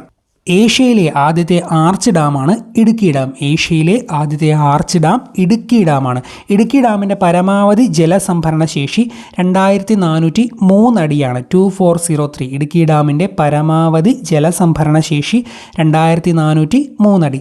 ഇടുക്കി ഡാമിൻ്റെ നിർമ്മാണത്തിനുള്ള സ്ഥലം നിർദ്ദേശിച്ച ആദിവാസി നേതാവാണ് കൊലുമ്പൻ മൂപ്പൻ ഇടുക്കി ഡാമിൻ്റെ നിർമ്മാണത്തിനുള്ള സ്ഥലം നിർദ്ദേശിച്ച ആദിവാസി നേതാവ് കൊലുമ്പൻ മൂപ്പൻ. കോഴിക്കോട് ജില്ലയിലെ ഉറുമി 1, ഉറുമി 2 എന്നീ ജലവൈദ്യുത പദ്ധതികൾക്ക് സഹായം നൽകിയ രാജ്യം ചൈനയാണ്. കോഴിക്കോട് ജില്ലയിലെ ഉറുമി 1, ഉറുമി 2 ജലവൈദ്യുത പദ്ധതികൾക്ക് സഹായം നൽകിയത് ചൈനയാണ്. കേരളത്തിലെ ഏറ്റവും വലിയ ഭൂഗർഭ ജലവൈദ്യുത നിലയം സ്ഥിതി ചെയ്യുന്നത് മൂലമറ്റത്താണ്. ഇടുക്കിയിലെ മൂലമറ്റത്താണ് കേരളത്തിലെ ഏറ്റവും വലിയ ഭൂഗർഭ ജലവൈദ്യുത നിലയം സ്ഥിതി ചെയ്യുന്നത്. മലബാറിലെ ആദ്യത്തെ ജലവൈദ്യുത പദ്ധതിയാണ് കുറ്റിയാടി. മലബാറിലെ ആദ്യത്തെ ജലവൈദ്യുത പദ്ധതി കുറ്റിയാടിയാണെന്ന് ഓർത്തിരിക്കുക. പെരിങ്ങൽകൂത്ത് ജലവൈദ്യുത പദ്ധതി 1957 സ്ഥാപിതമായത്. ഇത് ചാലക്കുടി പുഴയിലാണ്. പെരിങ്ങൽകൂത്ത് ജലവൈദ്യുത പദ്ധതി ചാലക്കുടി പുഴയിലാണ്. കേരളത്തിലെ രണ്ടാമത്തെ വലിയ ജലവൈദ്യുത നിലയമാണ് ശബരിഗിരി. കേരളത്തിലെ രണ്ടാമത്തെ വലിയ ജലവൈദ്യുത നിലയം ഏതെന്ന് ചോദിച്ചാൽ ശബരിഗിരിയാണ്. പമ്പാ നദിയിലും അതുപോലെ കക്കി നദിയിലും സ്ഥിതി ചെയ്യുന്ന ജലവൈദ്യുത പദ്ധതി ഏതെന്ന് ഇക്കൂട്ടത്തിൽ ചോദിച്ചാൽ ശബരിഗിരിയാണെന്ന് ഓർത്തിരിക്കുക. കേരളത്തിലെ രണ്ടാമത്തെ വലിയ ജലവൈദ്യുത നിലയമായ ശബരിഗിരിയാണ് പമ്പാ നദിയിലും കക്കി നദിയിലും സ്ഥിതി ചെയ്യുന്ന ജലവൈദ്യുത പദ്ധതി. 1966 സ്ഥാപിതമായത്. ശബരിഗിരി പദ്ധതി സ്ഥിതി ചെയ്യുന്നത് പത്തനംതിട്ട ജില്ലയിലാണ്. കല്ലട ജലസേചന പദ്ധതിയിലെ വെള്ളം ഉപയോഗിച്ച് വൈദ്യുതി ഉൽപ്പാദിപ്പിക്കുന്ന പദ്ധതിയാണ് കല്ലട ജലവൈദ്യുത പദ്ധതി. 1994 സ്ഥാപിതമായത്. കല്ലട ജലസേചന പദ്ധതിയിലെ വെള്ളം ഉപയോഗിച്ച് വൈദ്യുതി ഉൽപ്പാദിപ്പിക്കുന്ന പദ്ധതിയാണ് കല്ലട ജലവൈദ്യുത പദ്ധതി. നേര്യമംഗലം ജലവൈദ്യുത പദ്ധതി സ്ഥിതി ചെയ്യുന്നത് അടിമാലിയിലാണ്. നേര്യമംഗലം ജലവൈദ്യുത പദ്ധതി അടിമാലി. പഴശ്ശി സാഗർ ജലവൈദ്യുത പദ്ധതി കണ്ണൂർ ജില്ലയിലാണ്. പഴശ്ശി സാഗർ ജലവൈദ്യുത പദ്ധതി നിലവിൽ വരുന്ന ജില്ല കണ്ണൂർ ജില്ല. കേരളത്തിലെ ആദ്യ ഭൂഗർഭ വൈദ്യുതി സബ്സ്റ്റേഷൻ നിലവിൽ വന്നത് കലൂർ, എറണാകുളം ജില്ലയിലെ കലൂരിലാണ് കേരളത്തിലെ ആദ്യ ഭൂഗർഭ വൈദ്യുതി സബ്സ്റ്റേഷൻ നിലവിൽ വന്നത്. മാലിന്യത്തിൽ നിന്ന് വൈദ്യുതി ഉൽപ്പാദിപ്പിക്കുന്ന സംസ്ഥാനത്തെ ആദ്യ വേസ്റ്റ് ടു എനർജി പ്ലാന്റ് കോഴിക്കോടാണ് നിലവിൽ വരുന്നത്. മാലിന്യത്തിൽ നിന്ന് വൈദ്യുതി ഉൽപ്പാദിപ്പിക്കുന്ന സംസ്ഥാനത്തെ ആദ്യ വേസ്റ്റ് ടു എനർജി പ്ലാന്റ് കോഴിക്കോടാണ് നിലവിൽ വരുന്നത്. സ്വകാര്യ ജലവൈദ്യുത പദ്ധതികളെ പറ്റിയാണ് ഇനി പറയാൻ പോകുന്നത്. കേരളത്തിലെ സ്വകാര്യ ജലവൈദ്യുത പദ്ധതികളാണ് മണിയാറും കൂത്തുങ്കലും ഉള്ളുങ്കലും. മണിയാറ് പത്തനംതിട്ട ജില്ലയിലാണ്. കുത്തുങ്കൽ ഇടുക്കി ജില്ലയിലാണ്. ഉള്ളുങ്കലും പത്തനംതിട്ട ജില്ലയാണ്. മണിയാറ്, കൂത്തുങ്കൽ, ഉള്ളുങ്കൽ മൂന്നും കേരളത്തിലെ സ്വകാര്യ ജലവൈദ്യുത പദ്ധതികളാണ്. മണിയാറ്, കൂത്തുങ്കൽ, ഉള്ളുങ്കൽ. മണിയാറും ഉള്ളുങ്കലും പത്തനംതിട്ട, കുത്തുങ്കൽ ഇടുക്കി. സ്വകാര്യ മേഖലയിൽ പ്രവർത്തിക്കുന്ന കേരളത്തിലെ ആദ്യ ജലവൈദ്യുത പദ്ധതിയാണ് മണിയാർ. ഓർക്കുക, സ്വകാര്യ മേഖലയിൽ പ്രവർത്തിക്കുന്ന കേരളത്തിലെ ആദ്യത്തെ ജലവൈദ്യുത പദ്ധതി മണിയാറാണ്. കേരളത്തിലെ സ്വകാര്യ മേഖലയിലുള്ള ഏറ്റവും വലിയ ജലവൈദ്യുത പദ്ധതി കുത്തുങ്കലാണ്. ഇടുക്കി ജില്ലയിലെ കുത്തുങ്കലാണ് കേരളത്തിലെ സ്വകാര്യ മേഖലയിലുള്ള ഏറ്റവും വലിയ ജലവൈദ്യുത പദ്ധതി. ഉള്ളുങ്കൽ പദ്ധതി സ്ഥിതി ചെയ്യുന്നത് കക്കാടാണ്. ഉള്ളുങ്കൽ പദ്ധതി എവിടെയാണ് സ്ഥിതി ചെയ്യുന്നത് എന്ന് ചോദിച്ചാൽ കക്കാടാണ് എന്ന് ഓർത്തിരിക്കുക. കേരളത്തിൽ ആദ്യമായി വൈദ്യുതോൽപാദനം തുടങ്ങിയ ഗ്രാമപഞ്ചായത്ത് ഇടുക്കി ജില്ലയിലെ മാങ്കുളമാണ്. കേരളത്തിൽ ആദ്യമായി വൈദ്യുതോൽപാദനം തുടങ്ങിയ ഗ്രാമപഞ്ചായത്ത് ഇടുക്കി ജില്ലയിലെ മാങ്കുളമാണ്. സ്വന്തമായി മിനി ജലവൈദ്യുത പദ്ധതി ആരംഭിച്ച കേരളത്തിലെ ആദ്യത്തെ തദ്ദേശ സ്വയംഭരണ സ്ഥാപനം പാലക്കാട് ജില്ലാ പഞ്ചായത്താണ്. സ്വന്തമായി മിനി ജലവൈദ്യുത പദ്ധതി ആരംഭിച്ച കേരളത്തിലെ ആദ്യത്തെ തദ്ദേശ സ്വയംഭരണ സ്ഥാപനം പാലക്കാട് ജില്ലാ പഞ്ചായത്ത്. കേരളത്തിൽ ഒരു ജില്ലാ പഞ്ചായത്തിൻ്റെ ഉടമസ്ഥതയിലുള്ള ജലവൈദ്യുത പദ്ധതിയാണ് മീൻവല്ലം. അത് തൂതപ്പുഴയിലാണ്. പാലക്കാട് ജില്ലാ പഞ്ചായത്തിൻ്റെ ഉടമസ്ഥതയിലാണ്. കേരളത്തിലെ ഒരു ജില്ലാ പഞ്ചായത്തിൻ്റെ ഉടമസ്ഥതയിലുള്ള ജലവൈദ്യുത പദ്ധതിയാണ് മീൻവല്ലം. തൂതപ്പുഴയിലാണ്. പാലക്കാട് ജില്ലാ പഞ്ചായത്തിൻ്റെ ഉടമസ്ഥതയിലാണ്. കേരളത്തിൽ വൈദ്യുതി വിതരണം നടത്തുന്ന ഏക മുനിസിപ്പൽ കോർപ്പറേഷൻ ഏതെന്ന് ചോദിക്കാം. അത് തൃശ്ശൂരാണ്. കേരളത്തിൽ വൈദ്യുതി വിതരണം നടത്തുന്ന ഏക മുനിസിപ്പൽ കോർപ്പറേഷൻ തൃശ്ശൂർ. കേരളത്തിലെ ആദ്യത്തെ സമ്പൂർണ്ണ വൈദ്യുതീകൃത ജില്ല പാലക്കാട്. കേരളത്തിലെ ആദ്യത്തെ സമ്പൂർണ്ണ വൈദ്യുതീകൃത ജില്ല പാലക്കാട്. കേരളത്തിൽ ആദ്യമായി എല്ലാ വീടുകളിലും വൈദ്യുതി കണക്ഷൻ നൽകിയ ഗ്രാമപഞ്ചായത്ത് കണ്ണാടി, പാലക്കാട്. കേരളത്തിൽ ആദ്യമായി എല്ലാ വീടുകളിലും വൈദ്യുതി കണക്ഷൻ നൽകിയ ഗ്രാമപഞ്ചായത്ത് കണ്ണാടി, പാലക്കാട്. സമ്പൂർണ്ണമായി വൈദ്യുതീകരിച്ച കേരളത്തിലെ ആദ്യ നിയമസഭാ മണ്ഡലം മങ്കടയാണ്. സമ്പൂർണ്ണമായി വൈദ്യുതീകരിച്ച കേരളത്തിലെ ആദ്യത്തെ നിയമസഭാ മണ്ഡലം മങ്കട. ഇനി താപവൈദ്യുത പദ്ധതികൾ. KSEBയുടെ കീഴിലുള്ള താപവൈദ്യുത നിലയങ്ങളാണ് ബ്രഹ്മപുരം താപവൈദ്യുത നിലയവും നല്ലളം ഡീസൽ പവർ പ്ലാന്റും. ബ്രഹ്മപുരം താപവൈദ്യുത നിലയവും നല്ലളം ഡീസൽ പവർ പ്ലാന്റും KSEBയുടെ കീഴിലുള്ള താപവൈദ്യുത നിലയങ്ങളാണ്. കേരളത്തിലെ ആദ്യത്തെ ഡീസൽ വൈദ്യുത നിലയമാണ് ഈ ബ്രഹ്മപുരം. കേരളത്തിലെ ആദ്യത്തെ ഡീസൽ വൈദ്യുത നിലയമാണ് ബ്രഹ്മപുരം. അതുപോലെ കേരളത്തിലെ രണ്ടാമത്തെ ഡീസൽ വൈദ്യുത നിലയമാണ് നല്ലളം ഡീസൽ പവർ പ്രോജക്റ്റ്. കേരളത്തിലെ ആദ്യത്തേത് ബ്രഹ്മപുരം. ആദ്യത്തെ ഡീസൽ വൈദ്യുത നിലയം ബ്രഹ്മപുരം, രണ്ടാമത്തെ ഡീസൽ വൈദ്യുത നിലയം Nallalam diesel power project, Kozhikode diesel power project എന്നും നല്ലളം അറിയപ്പെടുന്നു. ഉൽപാദന ശേഷിയുടെ അടിസ്ഥാനത്തിൽ KSEBയുടെ ഏറ്റവും വലിയ ഡീസൽ പവർ പ്ലാന്റ് ഏതെന്ന് ചോദിച്ചാൽ അത് നല്ലളമാണ്. PSCയുടെ ഉത്തരസൂചി പ്രകാരം പക്ഷേ ബ്രഹ്മപുരമാണ്. ഉൽപാദന ശേഷിയുടെ അടിസ്ഥാനത്തിൽ KSEBയുടെ ഏറ്റവും വലിയ ഡീസൽ പവർ പ്ലാന്റ് നല്ലളമാണ്. പക്ഷേ PSCയുടെ ഉത്തരസൂചിക പ്രകാരം ബ്രഹ്മപുരമാണ്. കേരളത്തിൽ നാഫ്ത ഇന്ധനമായി ഉപയോഗിക്കുന്ന ആദ്യത്തെ താപവൈദ്യുത നിലയമാണ് കായംകുളം NTPC താപവൈദ്യുത നിലയം. കേരളത്തിൽ നാഫ്ത ഇന്ധനമായി ഉപയോഗിക്കുന്ന ആദ്യത്തെ താപവൈദ്യുത നിലയം കായംകുളം NTPC ആണ്. Rajiv Gandhi combined cycle power project എന്നും ഇത് അറിയപ്പെടുന്നു. കായംകുളം താപനിലയം സ്ഥിതി ചെയ്യുന്നത് ആലപ്പുഴയിലെ ചുളത്തെരുവിലാണ്. കായംകുളം താപനിലയം സ്ഥിതി ചെയ്യുന്നത് ആലപ്പുഴയിലെ ചുളത്തെരുവിലാണെന്നും ഓർത്തിരിക്കുക. കായംകുളം NTPC താപനിലയം പ്രവർത്തനം ആരംഭിച്ചത് 1999 NTPCയുടെ കീഴിൽ ഒഴുകുന്ന സോളാർ നിലയം സ്ഥാപിച്ച സ്ഥലം കായംകുളമാണ്. NTPCയുടെ കീഴിൽ ഒഴുകുന്ന സോളാർ നിലയം സ്ഥാപിച്ചത് കായംകുളമാണ്. കായംകുളം NTPC താപനിലയം പ്രവർത്തനം ആരംഭിച്ചത് 1999. ഏത് നദിയിലെ ജലമാണ് കായംകുളം പ്രൊജക്റ്റിൽ കൂളിംഗ് വാട്ടറായി ഉപയോഗിക്കുന്നതെന്ന് ചോദിച്ചാൽ അച്ചൻകോവിലാറിലെ ജലമാണ് കായംകുളം പ്രൊജക്റ്റിൽ കൂളിംഗ് വാട്ടറായി ഉപയോഗിക്കുന്നത്. Rajiv Gandhi combined cycle power പ്രോജക്റ്റിൻ്റെ അസംസ്കൃത വസ്തു ഏത് എന്ന് PSC ചോദിച്ചിട്ടുണ്ട്. അത് നാഫ്തയാണ്. Rajiv Gandhi combined cycle power പ്രോജക്റ്റിൻ്റെ അസംസ്കൃത വസ്തു നാഫ്ത. കുറഞ്ഞ നിരക്കിൽ LED ബൾബുകൾ ജനങ്ങളിൽ എത്തിക്കുന്ന കേന്ദ്ര സർക്കാർ പദ്ധതിയായ ഉജാല ആഗോളതലത്തിൽ നടപ്പാക്കുന്നതിനായി ഇന്ത്യയുമായി കരാറിലേർപ്പെട്ട സംഘടനയാണ് അന്താരാഷ്ട്ര ഊർജ്ജ സംഘടന. കേരളത്തിലെ താപവൈദ്യുത നിലയങ്ങളും അവ ഉപയോഗിക്കുന്ന ഇന്ധനവും അവയുടെ ജില്ലയുമൊക്കെയാണ് ഇനി പറയുന്നത്. ചീമേനിയിലെ ഇന്ധനം പ്രകൃതിവാതകമാണ്, കാസർഗോഡ് ജില്ലയിലാണ്. ചീമേനിയിലെ ഇന്ധനം പ്രകൃതിവാതകം കാസർഗോഡ് ജില്ലയിൽ. നല്ലളം അതുപോലെ ബ്രഹ്മപുരം രണ്ടിടത്തും ഇന്ധനം ഡീസലാണ്. നല്ലളം കോഴിക്കോട്, ബ്രഹ്മപുരം എറണാകുളം. നല്ലളം ബ്രഹ്മപുരം രണ്ടിടത്തും ഡീസലാണ്. നല്ലളം കോഴിക്കോട്, ബ്രഹ്മപുരം എറണാകുളം. കായംകുളത്ത് നാഫ്തയാണ് എന്ന് നമ്മൾ പറഞ്ഞു. ആലപ്പുഴ ജില്ലയിലാണ് സ്ഥിതി ചെയ്യുന്നത്. കായംകുളം ഇന്ധനം നാഫ്ത, ജില്ല ആലപ്പുഴ ജില്ല. പാരമ്പര്യേതര ഊർജ്ജ വിഭവങ്ങളെ പറ്റിയാണ് ഇനി പറയാൻ പോകുന്നത്. കേരളത്തിലെ ആദ്യത്തെ കാറ്റാടി ഫാം സ്ഥിതി ചെയ്യുന്നത് പാലക്കാട് ജില്ലയിലെ കഞ്ചിക്കോടാണ്. കേരളത്തിലെ ആദ്യത്തെ കാറ്റാടി ഫാം പാലക്കാട് ജില്ലയിലെ കഞ്ചിക്കോട്. KSEBയുടെ കീഴിൽ കാറ്റിൽ നിന്ന് വൈദ്യുതി ഉൽപ്പാദിപ്പിക്കുന്ന കേന്ദ്രമാണ് കഞ്ചിക്കോട്. KSEBയുടെ കീഴിൽ കാറ്റിൽ നിന്ന് വൈദ്യുതി ഉൽപ്പാദിപ്പിക്കുന്ന കേന്ദ്രം കഞ്ചിക്കോടാണ്. സ്വകാര്യ മേഖലയിൽ സ്ഥിതി ചെയ്യുന്ന പ്രധാന കാറ്റാടി ഫാമുകളാണ് രാമക്കൽമേടും അഗളിയും അട്ടപ്പാടിയും. രാമക്കൽമേട്, അഗളി, അട്ടപ്പാടി ഇതൊക്കെ സ്വകാര്യ മേഖലയിൽ സ്ഥിതി ചെയ്യുന്ന പ്രധാന കാറ്റാടി ഫാമുകളാണ്. കേരളത്തിലെ കാറ്റാടി ഫാമുകളാണ് കഞ്ചിക്കോട് പാലക്കാട് ജില്ലയിൽ, അട്ടപ്പാടി പാലക്കാട് ജില്ലയിൽ, അഗളി പാലക്കാട് ജില്ലയിൽ, രാമക്കൽമേട് ഇടുക്കി ജില്ലയിൽ. രാമക്കൽമേടും അഗളിയും അട്ടപ്പാടിയും സ്വകാര്യ മേഖലയിൽ സ്ഥിതി ചെയ്യുന്ന കാറ്റാടി ഫാമുകളാണ്. കേരളത്തിലെ കാറ്റാടി ഫാമുകൾ സ്ഥലങ്ങൾ ഓർത്തിരുന്നോണം. കഞ്ചിക്കോട് പാലക്കാടാണ്, അട്ടപ്പാടി പാലക്കാട്, അഗളി പാലക്കാട്, രാമക്കൽമേട് ഇടുക്കി. കേരളത്തിൽ തിരമാലയിൽ നിന്ന് ആദ്യമായി വൈദ്യുതി ഉൽപ്പാദിപ്പിച്ച പ്രദേശം വിഴിഞ്ഞമാണ് 1991. കേരളത്തിൽ തിരമാലയിൽ നിന്ന് ആദ്യമായി വൈദ്യുതി ഉൽപ്പാദിപ്പിച്ചത് വിഴിഞ്ഞം. പാരമ്പര്യേതര ഊർജ്ജ വികസനത്തിനായി സ്ഥാപിതമായ സ്വതന്ത്രാധികാര സ്ഥാപനമാണ് അനേർട്ട്. 86 സ്ഥാപിതമായത്. പാരമ്പര്യേതര ഊർജ്ജ വികസനത്തിനായി സ്ഥാപിതമായ സ്വതന്ത്രാധികാര സ്ഥാപനമാണ് അനേർട്ട്. അനേർട്ടിൻ്റെ പൂർണ്ണ രൂപം agency for new and renewable energy research and technology എന്നതാണ്. Agency for new and renewable energy research and technology എന്നതാണ് അനേർട്ടിൻ്റെ പൂർണ്ണരൂപം. അക്ഷയ ഊർജ്ജ ഉപകരണങ്ങൾ രജിസ്റ്റർ ചെയ്യുന്നതിനായി അനേർട്ട് ആരംഭിച്ച മൊബൈൽ ആപ്ലിക്കേഷനാണ് സൗരവീഥി.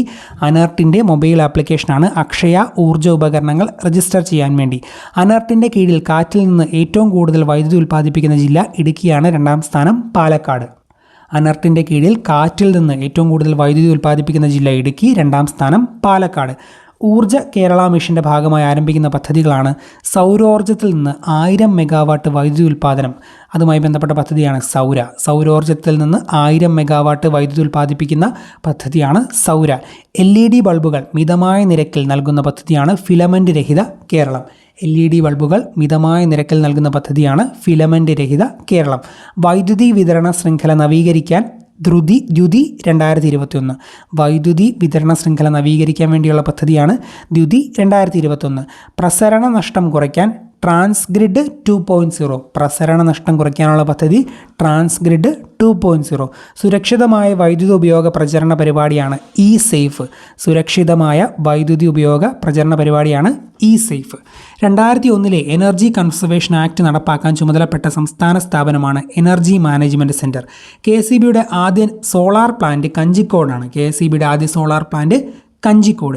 KSEBയുടെ കീഴിലുള്ള ഏറ്റവും വലിയ ഒഴുകുന്ന സോളാർ പവർ പ്ലാന്റ് സ്ഥിതി ചെയ്യുന്ന ഡാം ബാണസുര സാഗർ ഡാം. KSEBയാണ് നിർമ്മിച്ചത്. KSEBയുടെ കീഴിലുള്ള ഏറ്റവും വലിയ ഒഴുകുന്ന സോളാർ പവർ പ്ലാന്റ് സ്ഥിതി ചെയ്യുന്നത് ബാണസുര സാഗർ ഡാമിലാണ്. സമ്പൂർണ്ണമായി സൗരോർജ്ജത്തിൽ പ്രവർത്തിക്കുന്ന ലോകത്തിലെ ആദ്യ വിമാനത്താവളമാണ് സിയാൽ, കൊച്ചിൻ ഇൻ്റർനാഷണൽ എയർപോർട്ട്. സമ്പൂർണ്ണമായി സൗരോർജ്ജത്തിൽ പ്രവർത്തിക്കുന്ന ലോകത്തിലെ ആദ്യ വിമാനത്താവളം സിയാലാണെന്ന് ഓർത്തിരിക്കുക. കേരളത്തിലെ ആദ്യ സമ്പൂർണ്ണ സൗരോർജ്ജ പഞ്ചായത്താണ് പെരുമാട്ടി. കേരളത്തിലെ ആദ്യ സമ്പൂർണ്ണ സൗരോർജ്ജ പഞ്ചായത്ത് പെരുമാട്ടിയാണ്. കേരളത്തിലെ ആദ്യ സമ്പൂർണ്ണ സൗരോർജ്ജ ബ്ലോക്ക് പഞ്ചായത്ത് ഓഫീസ് മുഖത്തല, കൊല്ലം. കേരളത്തിലെ ആദ്യ സമ്പൂർണ്ണ സൗരോർജ്ജ ബ്ലോക്ക് പഞ്ചായത്ത് ഓഫീസ് മുഖത്തല, കൊല്ലം. സൗരോർജ്ജത്തിൽ പ്രവർത്തിക്കുന്ന ഇന്ത്യയിലെ ആദ്യ പെട്രോൾ പമ്പ് അങ്കമാലിയിലാണ്. സൗരോർജ്ജത്തിൽ പ്രവർത്തിക്കുന്ന ഇന്ത്യയിലെ ആദ്യ പെട്രോൾ പമ്പ് വന്നത് അങ്കമാലിയിൽ. ഇന്ത്യയിലെ ആദ്യത്തെ സോളാർ ക്രൂയിസ് വെസൽ നിലവിൽ വരുന്ന ജില്ല ആലപ്പുഴ. ഇന്ത്യയിലെ ആദ്യത്തെ സോളാർ ക്രൂയിസ് വെസൽ നിലവിൽ വരുന്നത് ആലപ്പുഴയിലാണ്. കേരളത്തിലെ ആദ്യത്തെ സോളാർ പാർക്ക് അമ്പലത്തറയിലാണ്. അതുപോലെ കേരളത്തിലെ ആദ്യ മേൽക്കൂര സൗരോർജ്ജ പ്ലാന്റ് നിലവിൽ വന്നത് ചാളയൂരിലാണ്.